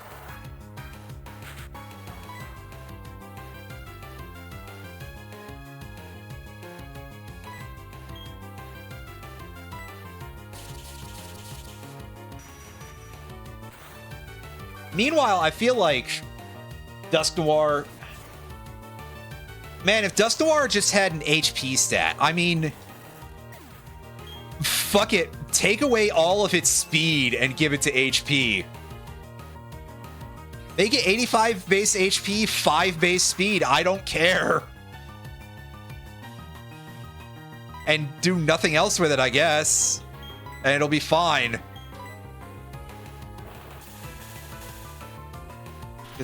What's Dusclops sitting at? Dusclops has 40 base HP. I almost thought it had more. And 25 base speed, it's... Dusclops is obviously not going anywhere, but... that is definitely a pretty high caliber tank. Meanwhile, Dust Noir is just kind of like, just imagine the Joe Biden "I did that" stickers, but it's Dust Noir instead. That may be one of the dumbest things that I've said on this broadcast yet, but yeah, I do absolutely agree, by the way, on the early route bugs deserve better. Like I said, especially for Ledian, and I think Ariados too.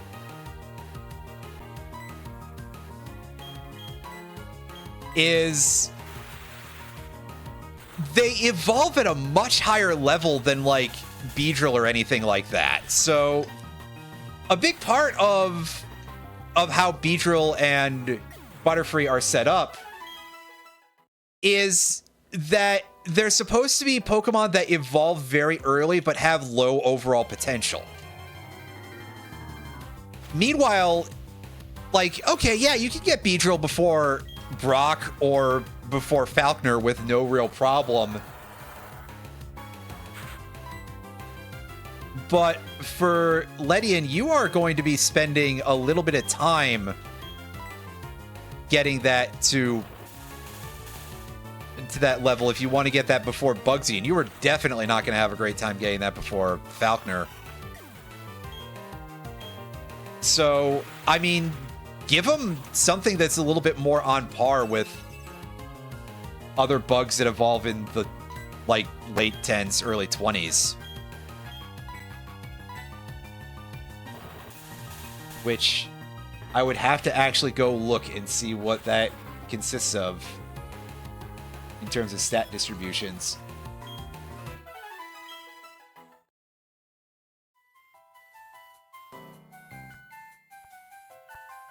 Because, yeah, Beedrill is 385, well, 395 now.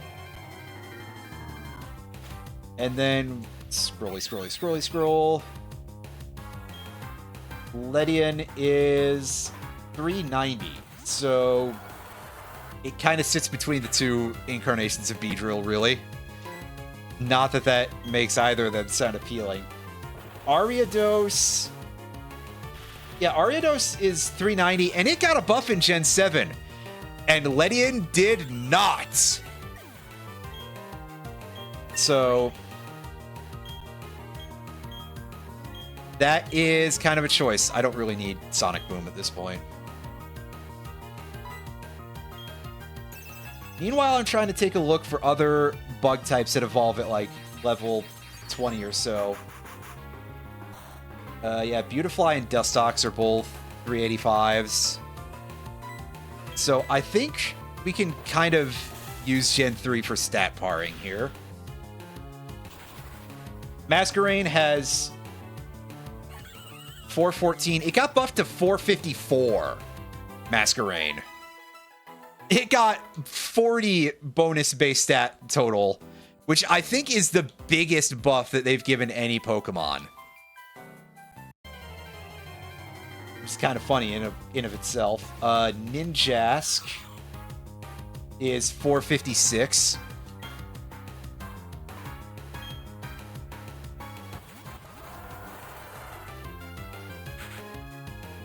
Sure, we'll use Volbeat and Illumise as a bonus here. 400 up to 430 for Gen 7. So basically, I guess what I'm saying here is that you could comfortably give Ledian an additional 40 to 50 stat points, in my opinion, and I think that would be okay. And same with Ariados, with like minus 10 to account for the fact that Ariados already got buffed. And I mean, quite frankly, like, put them all in Ledian's attack stat and let it have Iron Fist. Or not Iron Fist, Mach Punch, pardon me. It already gets Iron Fist. That's why I was thinking of it. I mean, granted, still, even then, that's like 75, 85 attack. That's not amazing. So it probably would need like a full rebuild, but whatever. Yes, Mantine also gets a a baby form in Gen 4 in the form of Mantike. Part of this just in general is because Sinnoh has such a great connection to Johto, period. Not just in the fact that that's when they released Heart Gold, Soul Silver, but the amount of lore attachment, which is why we have Legends Arceus at the same time that we have the... well, I guess that also takes place in Sinnoh. Never mind, I was just almost said something real goofy. But, yeah, so let me go through here and count real quick, just out of curiosity.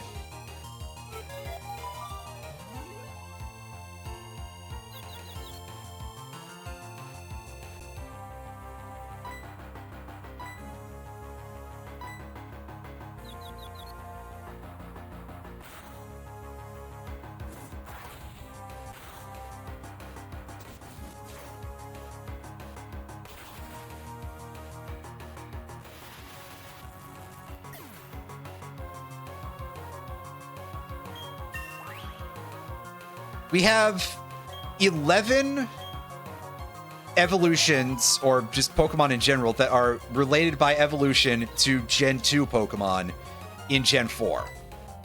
And 12 if you want to count Happiny as because of Blissey.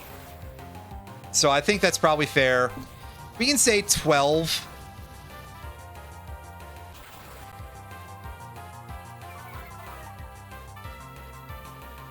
So, I mean, since we already counted Porygon Z in there, Porygon Z. I said Porygon Z for some reason. Wow. I wonder if that's like an official pronunciation in British English territories, is if it's pronounced Pokemon Z instead. But anyway, yeah, so it's just kind of tied to that quite a bit. Overall, I guess what I'm getting at here is that, yeah, there's a lot of really cool Pokemon that I really like the design of that unfortunately just do not feel usable. And boy, oh boy, did they shaft the Gen 2 bugs. But in general, I think a lot of Pokemon in Gen 2 are not necessarily high power.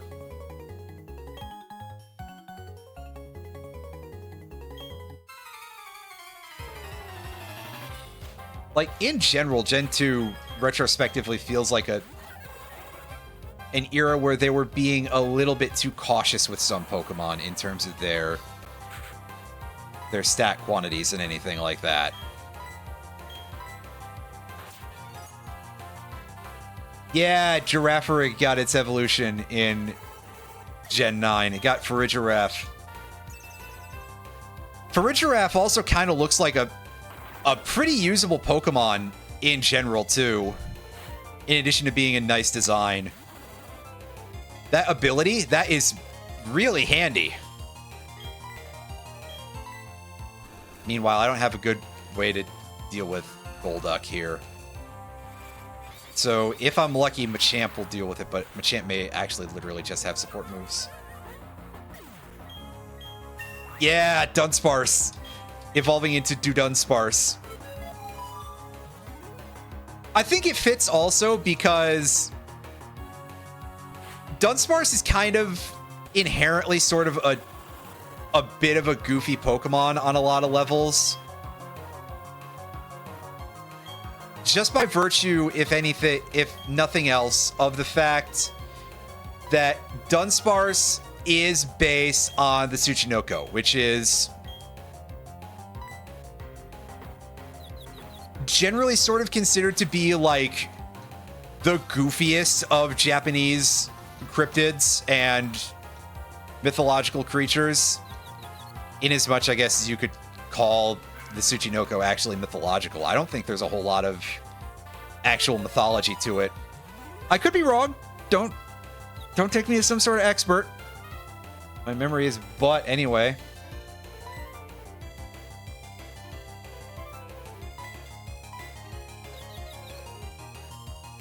So the fact that their response to Dunsparce was like, just make it more Dunsparce as the evolution is so funny. And people were really mad about it too, which I think is kind of hilarious in its own right. There are genuinely people out there who... So I don't know how many people here are like ultra familiar with the fan game Pokemon Uranium. I unfortunately am a little too familiar with it. That there was this Pokemon that they had in it. They had an evolution for Dunsparce that was a dragon type for some reason. And it was like, okay, it evolves into like this sort of serpentine dragon. And they called it Dunseraph, which is also levels of just like, oh boy, I don't want to call it cringe for invoking the name of the Seraphim. Because truth be told, that's nowhere near the issue. But the idea of that, again, to me, it's just like, that's too cool for it. It's a Tsuchinoko. It's supposed to be goofy as shit.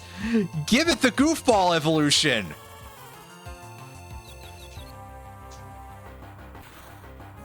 I actually do not recall those memes whatsoever, but I believe you that they existed. I suppose it is a possibility, but I think it is generally just grounded in this idea of people being like, oh yeah, this Pokemon, this should be cool. And a lot of the aesthetics of stuff in Uranium was just like, oh man, this sounds so cool. And then a lot of the rest of the aesthetics of that game were based on stealing a design from Hatoful Boyfriend of all things.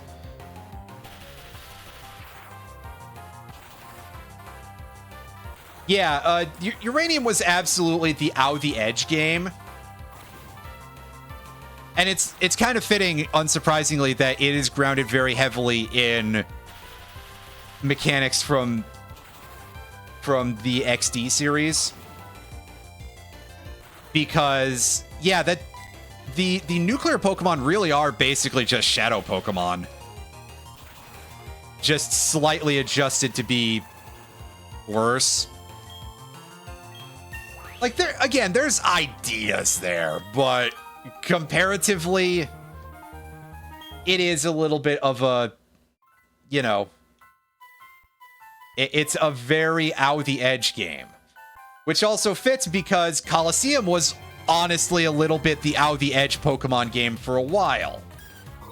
I don't want to denigrate it entirely because I like Colo quite a bit. But again, you look over at Wes and you look at he's on a motorcycle, he's got a trench coat, he's got this crazy black and red full arm gauntlet thing, he steals people's Pokemon, but nevertheless, he is still a hero and he's doing it for the greater good. It's like, that is absolutely the sort of like Pokemon fan fiction that someone who was a huge fan of Shadow the Hedgehog, which is also me being a little bit too mean to fans of Shadow the Hedgehog. I admit that I think that Sega kind of cooked a little bit with Shadow, at least from a story perspective. As a character, that actually got to be a little bit interesting once you got past Adventure 2. But yeah, that is absolutely true with regard to fan games. They can be a little bit like, there's a few too many people out there, I think, in general, who are like, I really want a more mature Pokemon game, and yet they, you know, there are cathedrals everywhere for those who are willing to play an SMT game, is all I gotta say about that. Because, like, actually a lot of what you're looking for, you could probably get out of Strange Journey. You just might stumble over the mechanics a little bit. Pokemon Fool's Gold. That is not one that I know terribly well. To be honest with you, it's been a minute since I've played a Pokemon fan game. I probably should actually dig into some of those at some point. Again, if this year is going to have a lot of Pokemon, it would fit.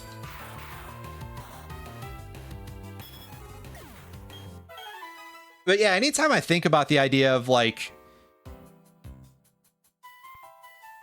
you know, even considering approaching a fan design for something like that,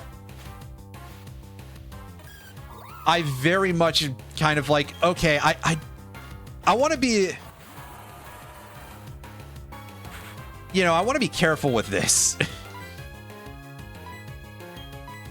Again, not that it's like, okay, you know, we got to get more used to being willing to be cringe, right? But also, there's times where it's like, hey, I do want to at least kind of make this fit with the series, right? Because otherwise, at that point, well, what am I doing here?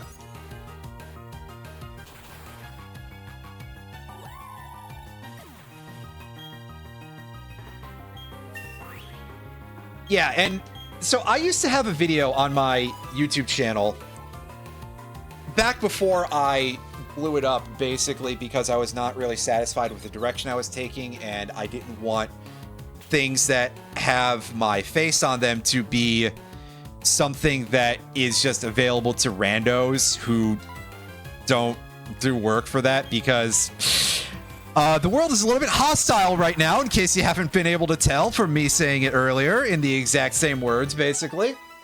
I did have, I think it came down to like 80, 85, maybe even 90 minutes across 2 videos of just digging into things about uranium that I thought were bad.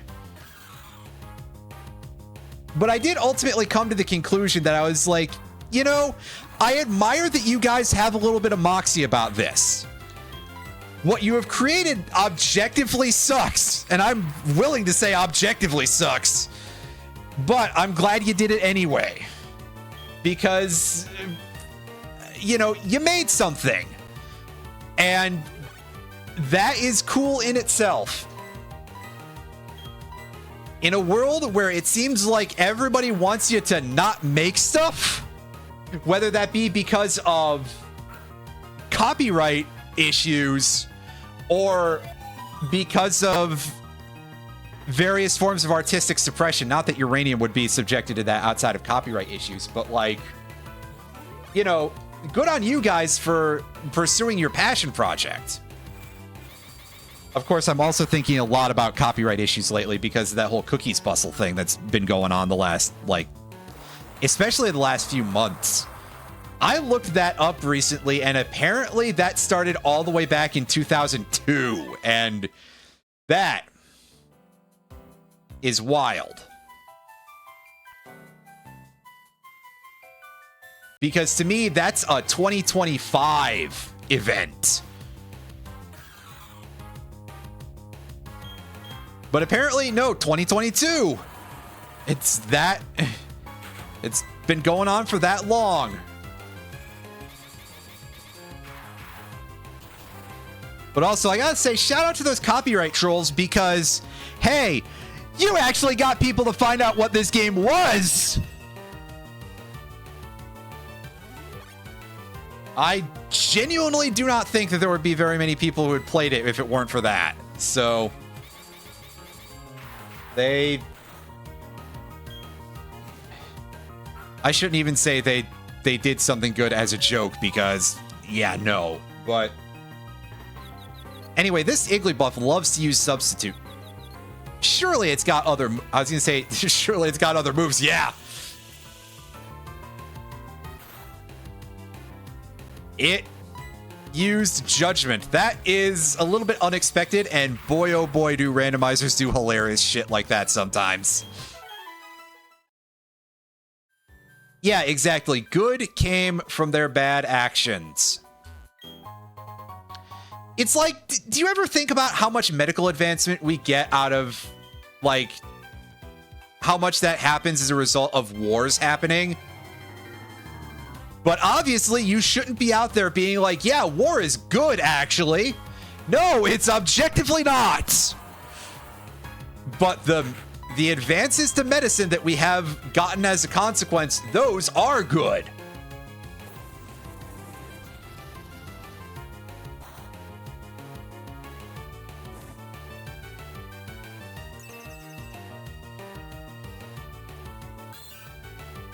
Anyway, I have a bunch of stuff going behind my my Melon DS window here, so I just saw something in my Steam wishlist that is only on sale for the bundle for it, which is very weird because then it's like, oh, by the way, the price on that appears to be massively inflated, and it almost seems like it's a much smaller sale, but yeah. In this case, the game would be Super Robot Wars 30. So the main game of Super Robot Wars 30 is not on sale, but the Ultimate Edition, which I guess is like that and all the DLC, is on sale. Yeah, so I do low-key have a bit of an affection for the Super Robot Wars games in general. Not that I've played many of them, but there's probably some pretty understandable reasons why that hasn't happened.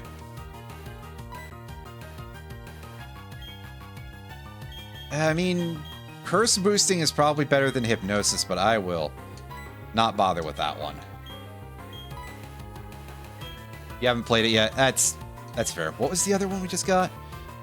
Guard swap. Now that's a weird move. That's not speed split. That's speed split. Guard split. I was about to mention speed swap, which is why I got a little bit discombobulated there, because speed swap is a move that I only found out about very recently.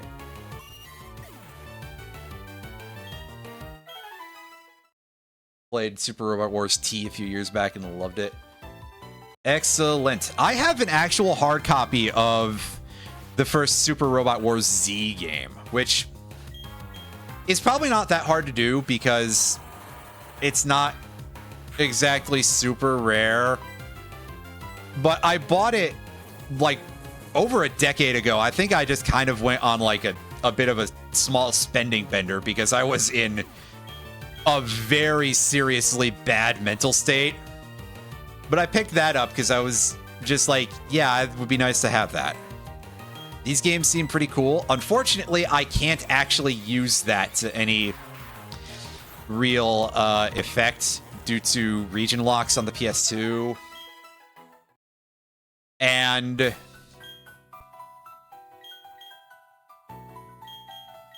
unfortunately, there still is not a proper translation patch out there for Super Robot Wars Z. There is a text and screenshots LP out there, I believe, that like fully translates the script in text. It doesn't alter the game or any of the screenshots or anything. But basically, the TLDR here is I would probably really love to play that game at some point on stream. But yeah, unfortunately, it still doesn't exist in a state where I would be able to bring out SRWZ for anyone. Which, to be fair, that would also be an exceptionally long playthrough, so I might have to block out time when I'm not doing, like, other stuff besides the main game, because 2 sessions a week, will literally be there for years, I think. They apparently were counting on imports. That's cool, actually. But, yes, I know that a few of them... Oh, right, that's special, not physical. That's not going to do jack shit. So, I do know that a couple of them have multiple languages available. Because, if nothing else, because then they have Asian English as an option for areas where you would have folks probably more likely to play it. And yeah, Switch games are not region locked. As far as I'm aware, none of them are. Which is great, because Japanese Switch games are usually a bit cheaper to get here in America. Or they were until you-know-who decided to, decided to violate our economy.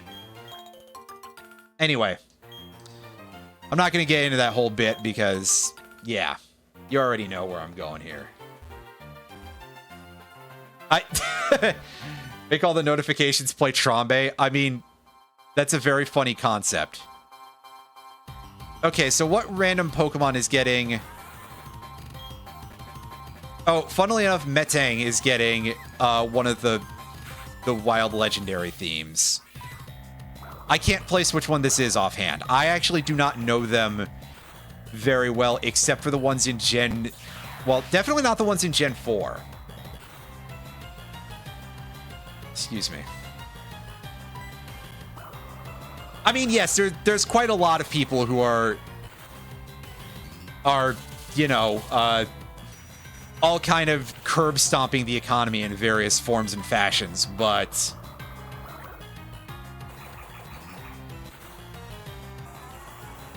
yeah, you know what I'm saying in this case is that I'm talking about tariffs, everybody. Because that is some bullshit.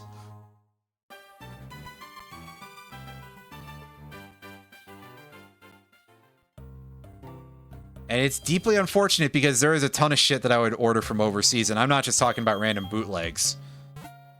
But I definitely, if I am an appreciator of weird bootleg products too, so I would be a person who would order a bunch of weird bootleggy shit from China. But no, just in general, the part of like, hey, I have a decently sized record collection, and I enjoy adding on to that with various things from, yo, it's Snorlax, various things from a variety of places overseas, and quite a lot of places straight up will not ship over here anymore. And I didn't see what caused us to not land our Bubble Beam there, but that's not great.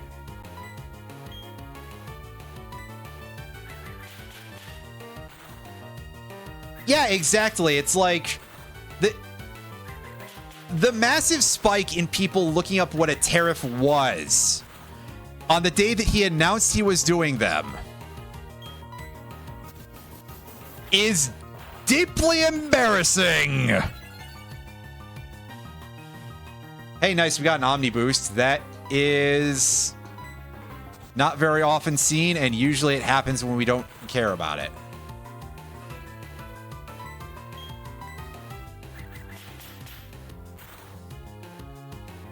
Oh, dang it. We wildly overkilled it. No, it hung on. It hung on. Hell yeah. So let's just chuck a ball at it and hope that whatever setting I've done for the catch rate means that's good enough. And it does.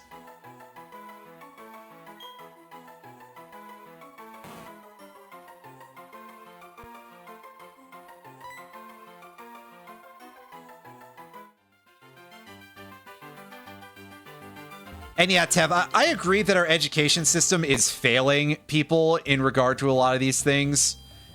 That is definitely true. So truth be told, it's this weird matter of incuriosity. And also, I just think about the fact that he definitely talked about establishing new tariffs on the campaign trail. So if these folks actually cared, they could have looked it up then. Maybe they just didn't know how to spell it. I don't know. And yes, that is absolutely true. Our education system's failures are 100% by design.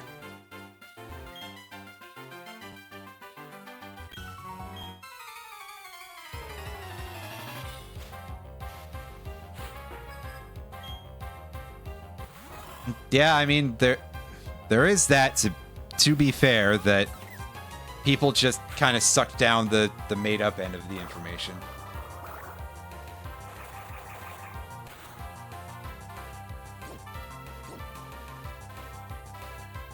And yeah, so the other thing that I think about with regard to the failures of education. So a couple of years ago, Paul Vallis, which is a name that I don't necessarily expect a lot of people to know offhand. So Paul Vallis, who was the here in the state of Illinois, he was our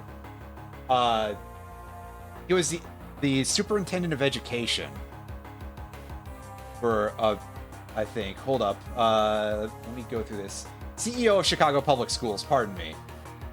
But he was also superintendent of a couple of schools here and there.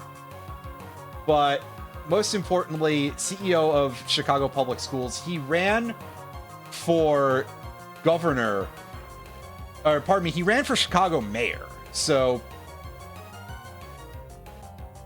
I no longer live in Chicago, but I do still live in Illinois. But I guess I wouldn't really have had enough horse in the race to actually like go out there and openly campaign against Paul Vallis. But I was seeing fucking red when this guy was trying to become the mayor of Chicago, because I remember that motherfucker from when I was a kid. And I remember his name being plastered on like signage and stuff. And let me tell you, when I was a little kid and I was going to school before I got transferred to like a gifted school, everything was focused on standardized tests. We weren't trying to teach nobody shit. They were just trying to make sure that we got good test scores so that way the school district looked good. And it's just like, I know what you are, you fucking shark. I want you destroyed. If I could. Was this during Bush's No Child Left Behind? It was a little bit before, because he was CEO of CPS in the 90s up to about 2001. So this would have technically predated No Child Left Behind, but we were rolling up to that era. So very close, yes. But yeah, I think the idea of having any position there called Chief Executive Officer is a bit of a choice. But you know what they say about Chicago politicians, right? They call it the Windy City, not because of anything to do with the weather. It's because of all the fucking windbags.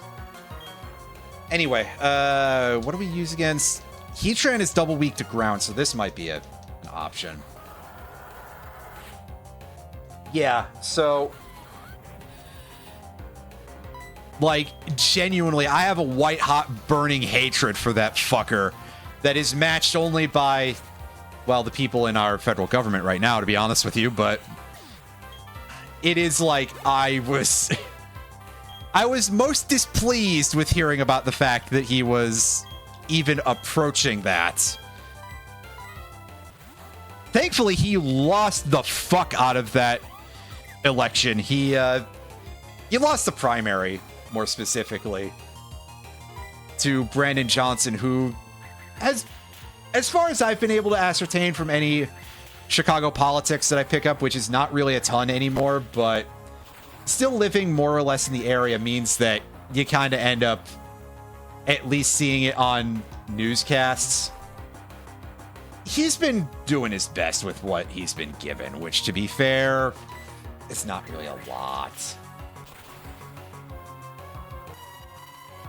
So I'll give Brandon Johnson credit for any of that. You know, doing what he can with what he has. Anyway, that's enough.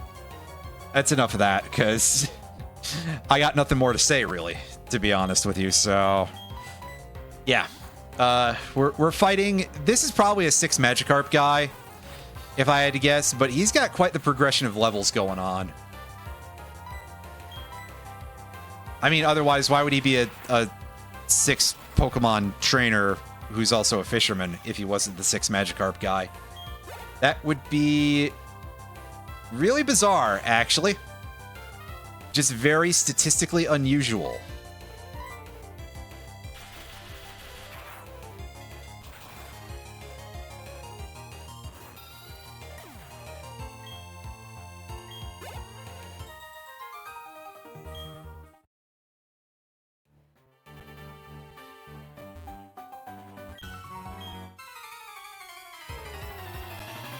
Well, at bare minimum, we're going to get 1 gym in today.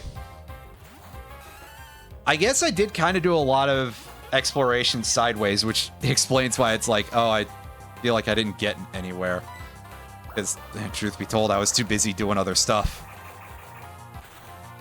Although we've all seen how severely I can get distracted by side quests in these games. Hey, there's Girafarig setting up Trick Room.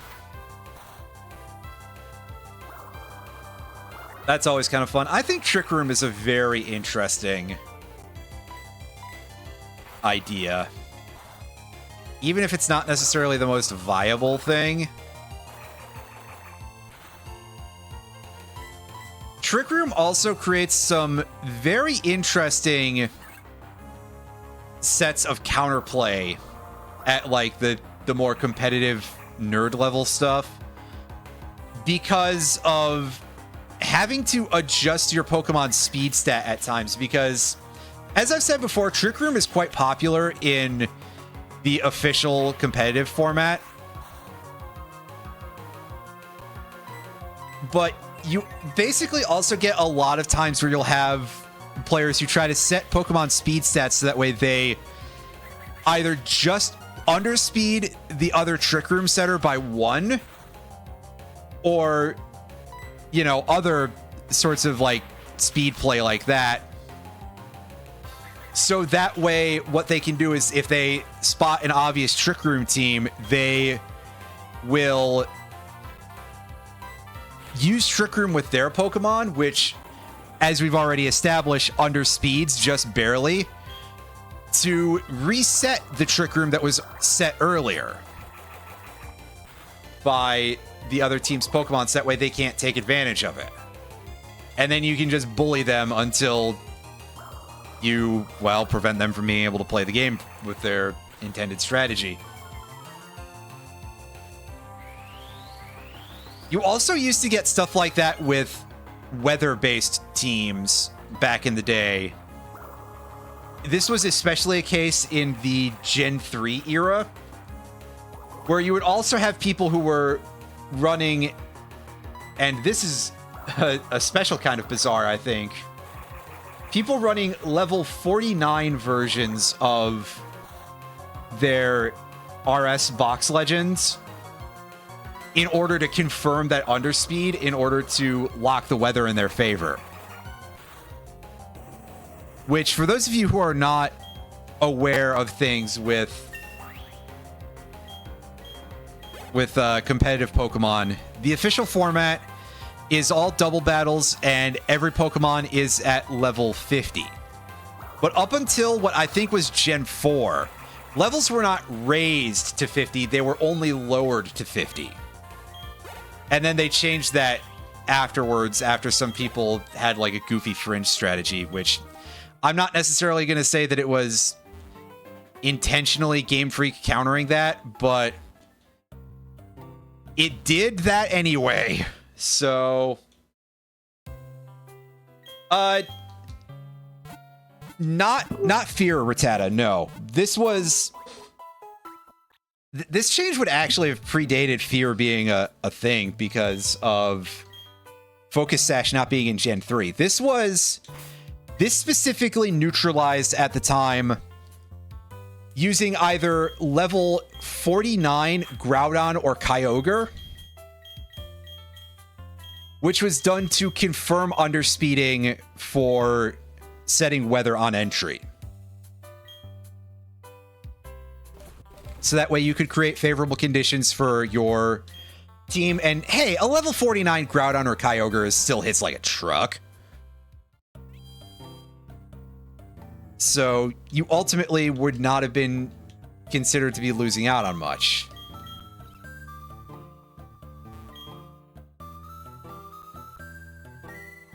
Anyway, I'm trying to remember where we can talk to the underground guy. It might be in a special house. But let's go. Bike Man's not here. Oh, he's going off to the Team Galactic building, so we can't get it until after that.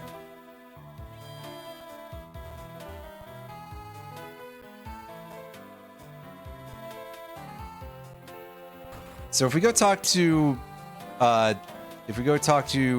Mr. Digman here.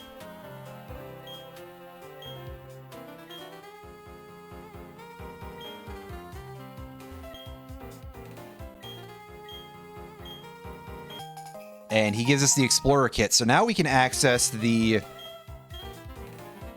fossil Pokemon through our...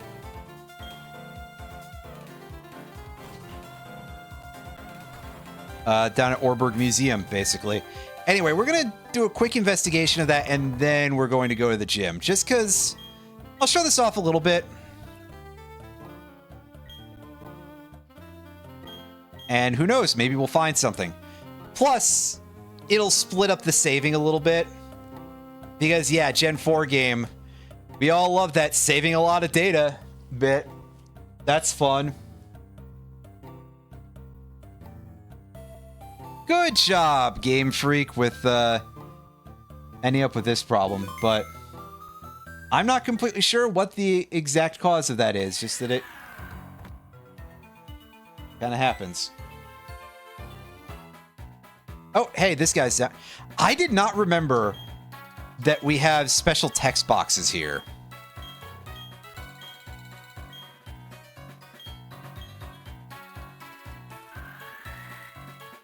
Is that a Platinum exclusive feature or something?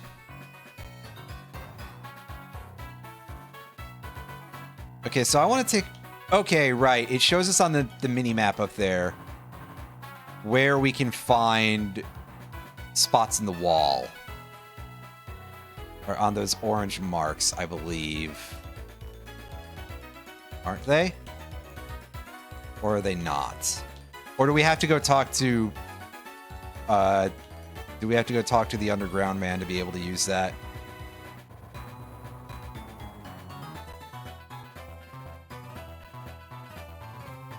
I just kind of wanted to be able to show this off because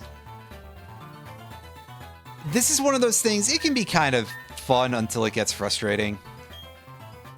Well, we're out of here. We're gonna deal more with that later, I guess. Do we talk to Professor Digby over here? Oh, he gives us some things to mess with people, I see.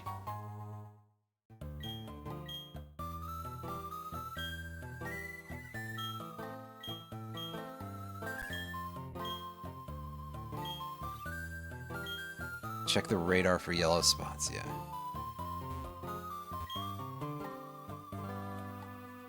Yeah, so here's this bug catcher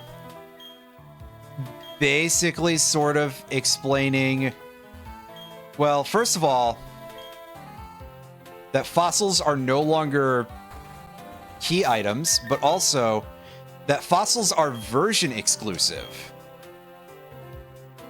starting in this generation. And by starting in this generation, I believe that this is like... Is this the only game that adds version exclusive fossils and then the other games are just like they appear by version, but they're the old fossils that get that? Yeah, because meanwhile, Sword and Shield did add new fossils, but they were not tied to versions anymore. But yes, they did that with the Gen 3 and Gen 1 fossils.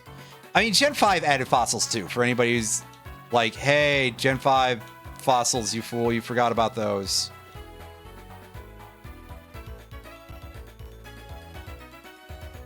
Okay, so hold up. Do I have to like... Okay, I do have to click on the touch screen in order to see the ping spots. Okay.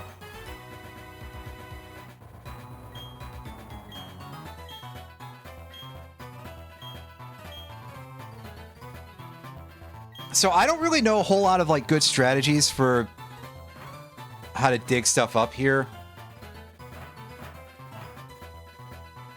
So I'm just gonna freeform it a little bit and we're gonna see if we can get anything basically. Because while most of what we find down here are going to be these orbs, you know, so something to ponder a little bit, we can get some cool items. So like we got this heat rock.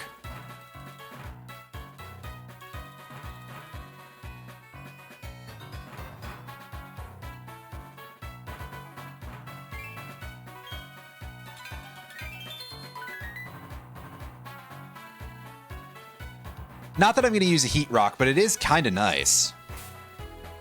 It would get a hell of a lot more valuable in later generations, though. Basically, the big hammer versus the small one, the more pickaxe-like thing, is just about how much area you dig out. And when you hit the wall, it lowers a durability meter for the area. The big hammer tends to lower that durability more, while the smaller tool lowers it less, as I suppose would be expected. But, yeah. His name was Grundle, yeah. Yeah, see, we have to beat all of the other trainers in Gardenia's gym, which is a bit of a rarity, because otherwise you can kind of dodge around them in many gyms.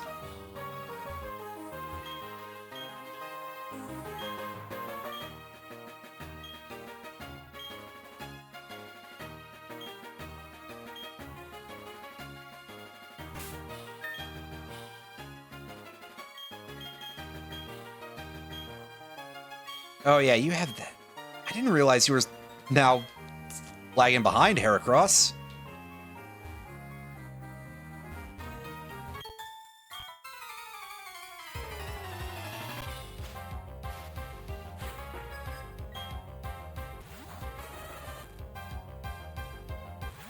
So this gym, I believe, is actually quite a bit different in this version as compared to Diamond and Pearl.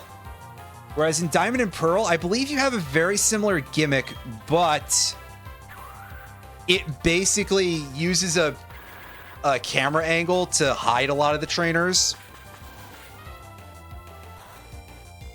And then in Brilliant Diamond Shining Pearl, it uses much more extreme camera angles to that end.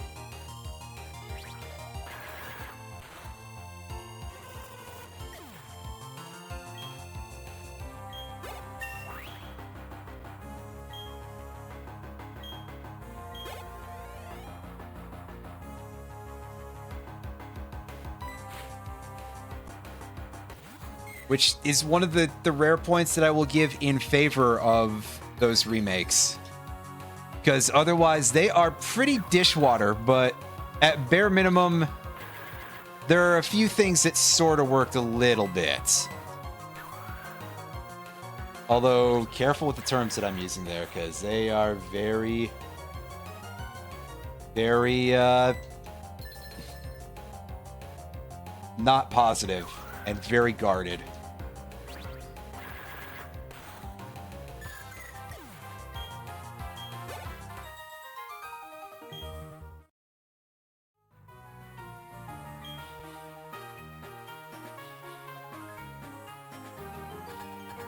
Ah, I see. It's a clock mechanism. That is bizarre.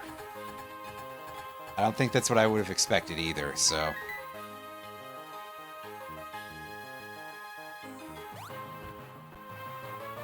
Not for a grass-type gym.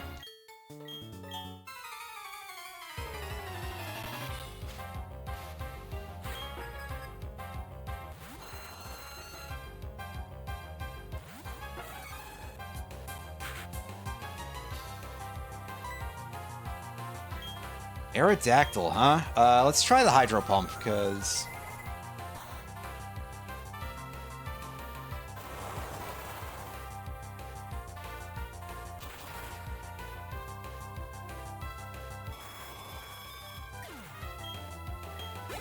Yeah, our special attack may not be much to write home about, but it works in a position like that. Pursuit. I don't need more Dark-type moves on Heracross.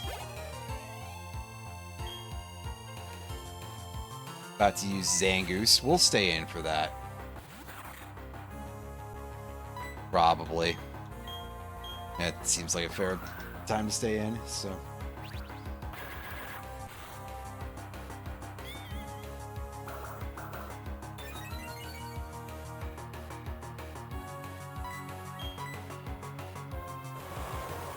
This...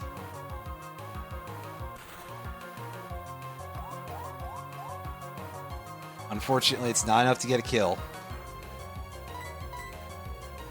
That might do it, though.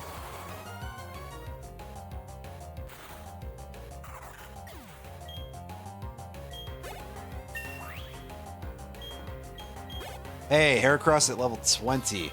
But send in Luxio. I do not recall who has a ground-type move on our team. Oh yeah, it's Rampardos, but...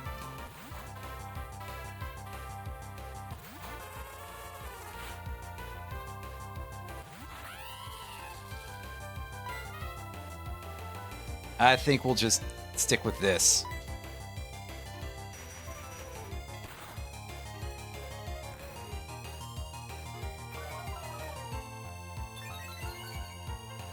And it's cursing. It's swearing.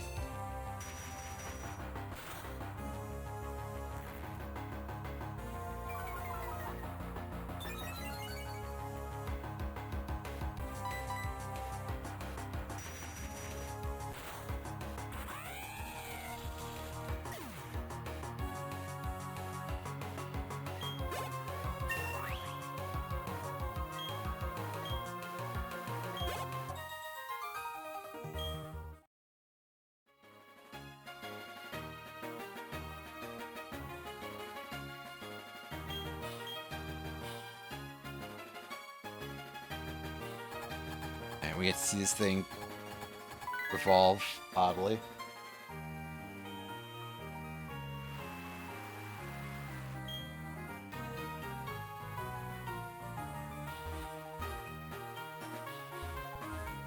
opens the fountain, so the back exit of the gym is open. Well, the exit of the gym is open, rather, I guess.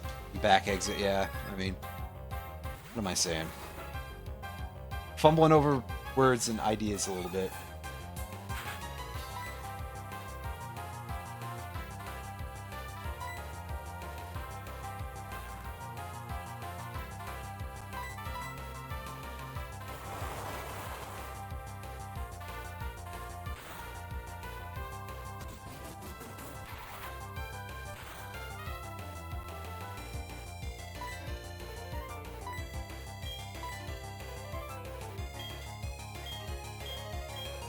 Yeah, let's just burn this thing down real quick.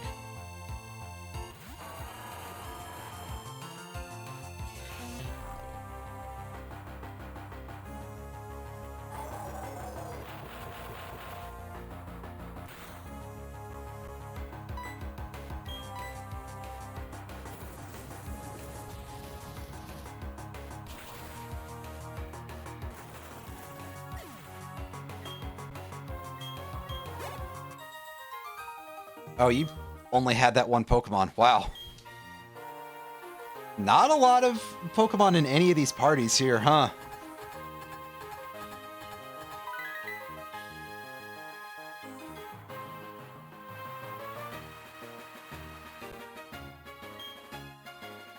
Okay, so we can exit the gym on this side as well. That's good.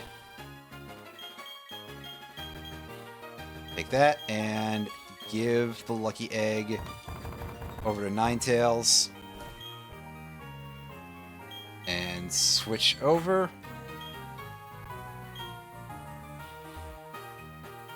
Let's go heal first. I mean, again, I think we used Ninetales all of like once, so that doesn't really matter too much, but still.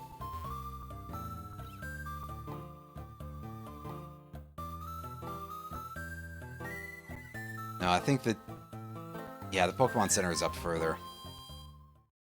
Even though there's not a lot of towns where the shop and the Pokemon Center are right next to each other, it feels weird and somehow wrong when they're not right next to each other. I can't properly explain it, but I really feel like they need to be closer together in most circumstances.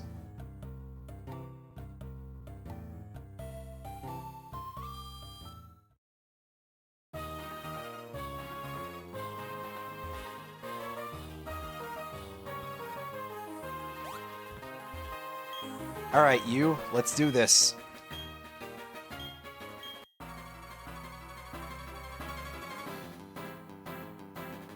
Yes, the small list of names available in the randomizer gave us Forrest as the leader of the gym, which is completely fitting here because, yeah.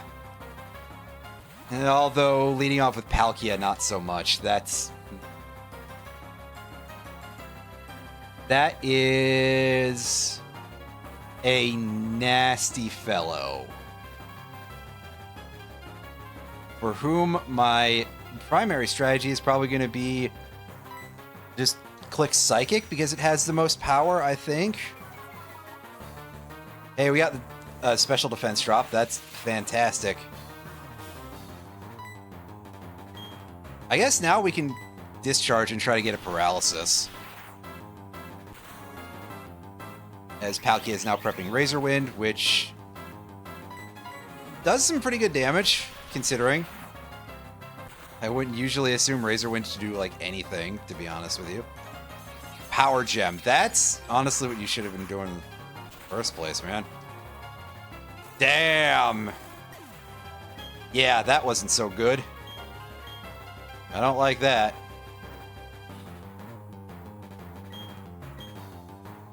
Unfortunately, Palkia is Water Dragon, which is not a great type combination to be faced off with. I guess I'll throw Rampardos out here just for sheer shock and awe. Because we go faster.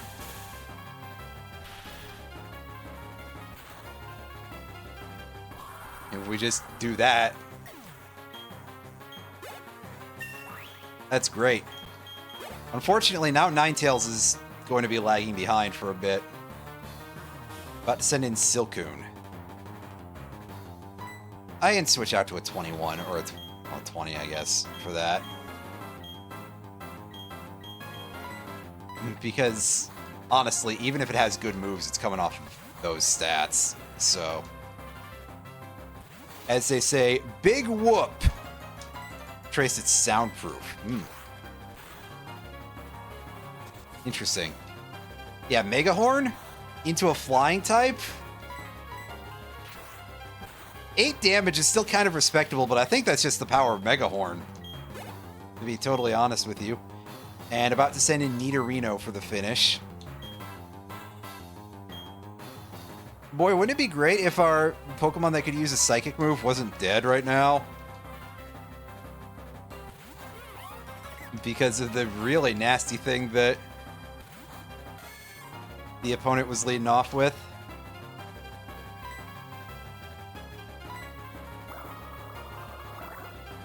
As I'm trying to put together in my brain, is Gardenia a... Gardenia really does look very... just sort of could go either way gender-wise. A bit non-conforming, but ow! That was gross. Speaking of gross, bring in the gross national product here. That was... God, these crits are doing monstrous amounts of damage, actually.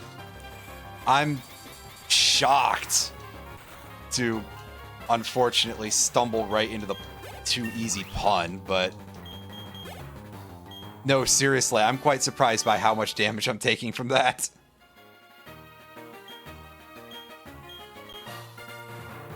We got the Forest badge from Forest. That is even more fitting. Well, we can use Cut outside of battle. Cool, so we get to teach something else to Xatu. Contains Thunder Shock. That is not great, but unfortunately, sometimes all we need are moves, and we don't have much time to worry about whether or not they're good.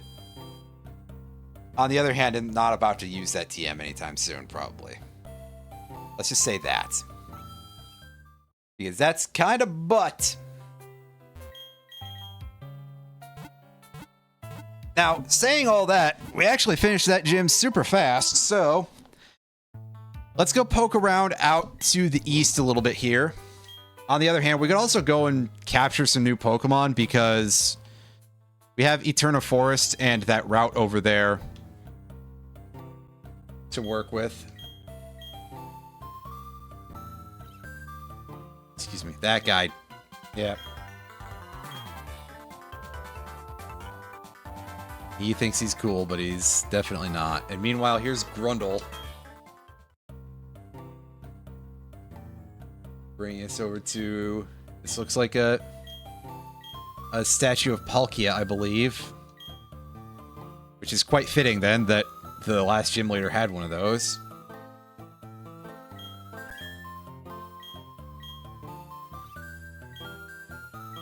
Make certain all your yeah, whatever, buddy. Get out of here, kid. Description has been removed. That's weird.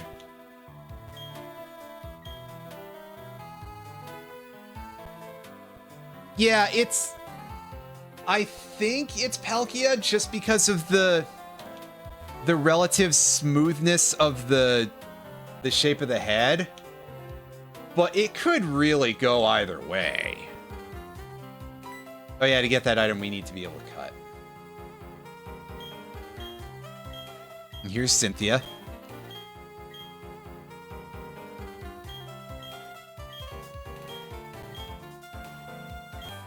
Well, perfect timing for you to give us HM1, actually.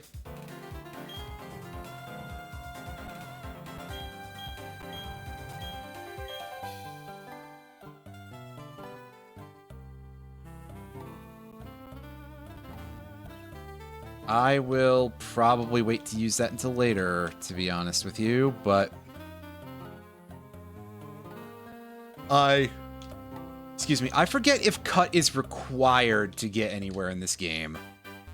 I mean, I know that we need it to get some, like, side items, but when I say required to get anywhere, I guess I mean required to make progress, pardon me. Like how in Gen 1, you definitely need it in order to get certain places. Same with Gen 2. But there are definitely a couple of games where it's like you don't really need this. And if nothing else, you don't often require it except in a very few places, so you can just stick it on a Pokemon and then box the Pokemon, which is great.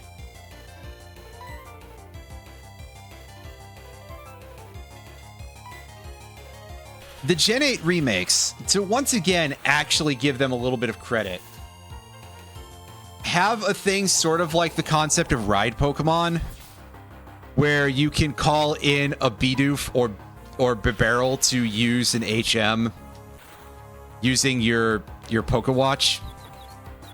With the exception of like one or two of them, which may even just be Fly, where you call up a bird instead, because unfortunately, Bidoof and Bibarel cannot fly. I mean, really, they should let them be able to do that. They should just give them a regional form where they've got a jetpack or something. And that'll fix it. That won't be silly or anything, but I mean, it's a Pokemon game, so I think silly is perfectly fine. Oh, hey, here's Mantike, by the way. Mantike, which I didn't mention earlier, but it does have one of the more unusual evolution methods in the series. in that evolving it requires you leveling it up while you have a Remoraid in your party.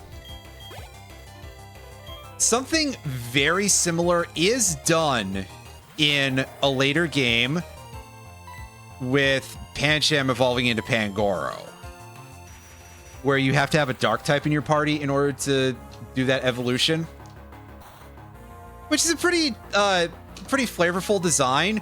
But also, man, some evolution methods get so esoteric. I think probably the peak of that, though, is neither of those, and not even any of the weird stuff that they added in Gen 9, some of which were quite bizarre. But for me, rather particularly, it's evolving Yamask into Runeregis. That one has always kind of struck me as being, like, the most severe.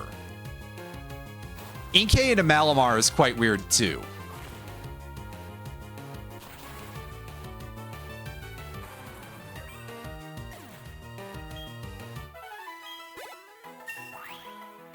Also, taking a look at our wild Pokemon out here, we got Bastiodon, which has Intimidate for an ability, which kind of makes sense. That thing does look like it could really cause some damage to you.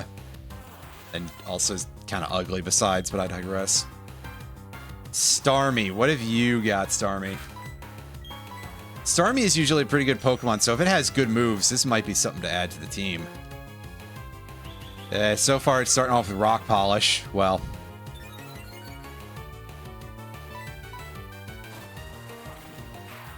Giga Impact.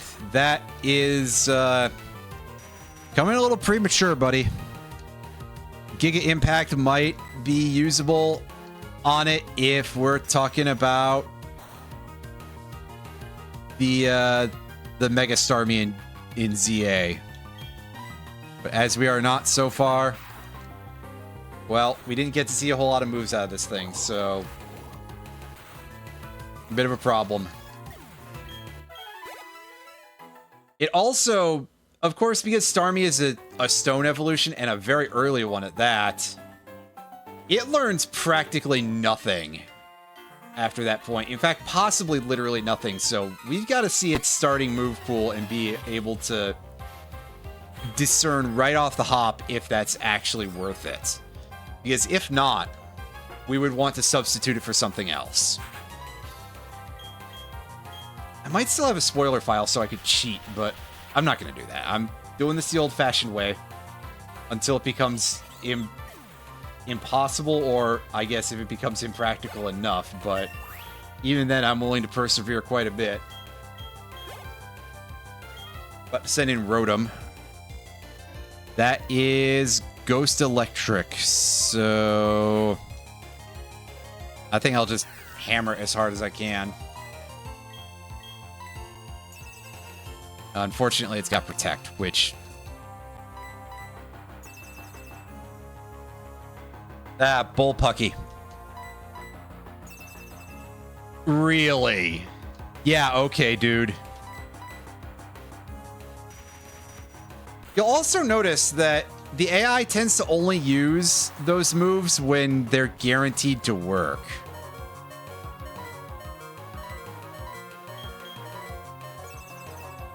I'm sure everybody already knew that, basically, though. So... Although that time it used it and failed, which is a shock. Speaking of which, can we get the kill here? Not quite, because Ghost resists poison for some reason. Why does Ghost resist poison? I mean, I guess it would be quite hard to poison a Ghost in theory, but... compared to some other things, that doesn't seem like it's as robust of a type combination, I guess. Because by that logic, you could say, well, there's not a lot you could do to a Ghost, period. So...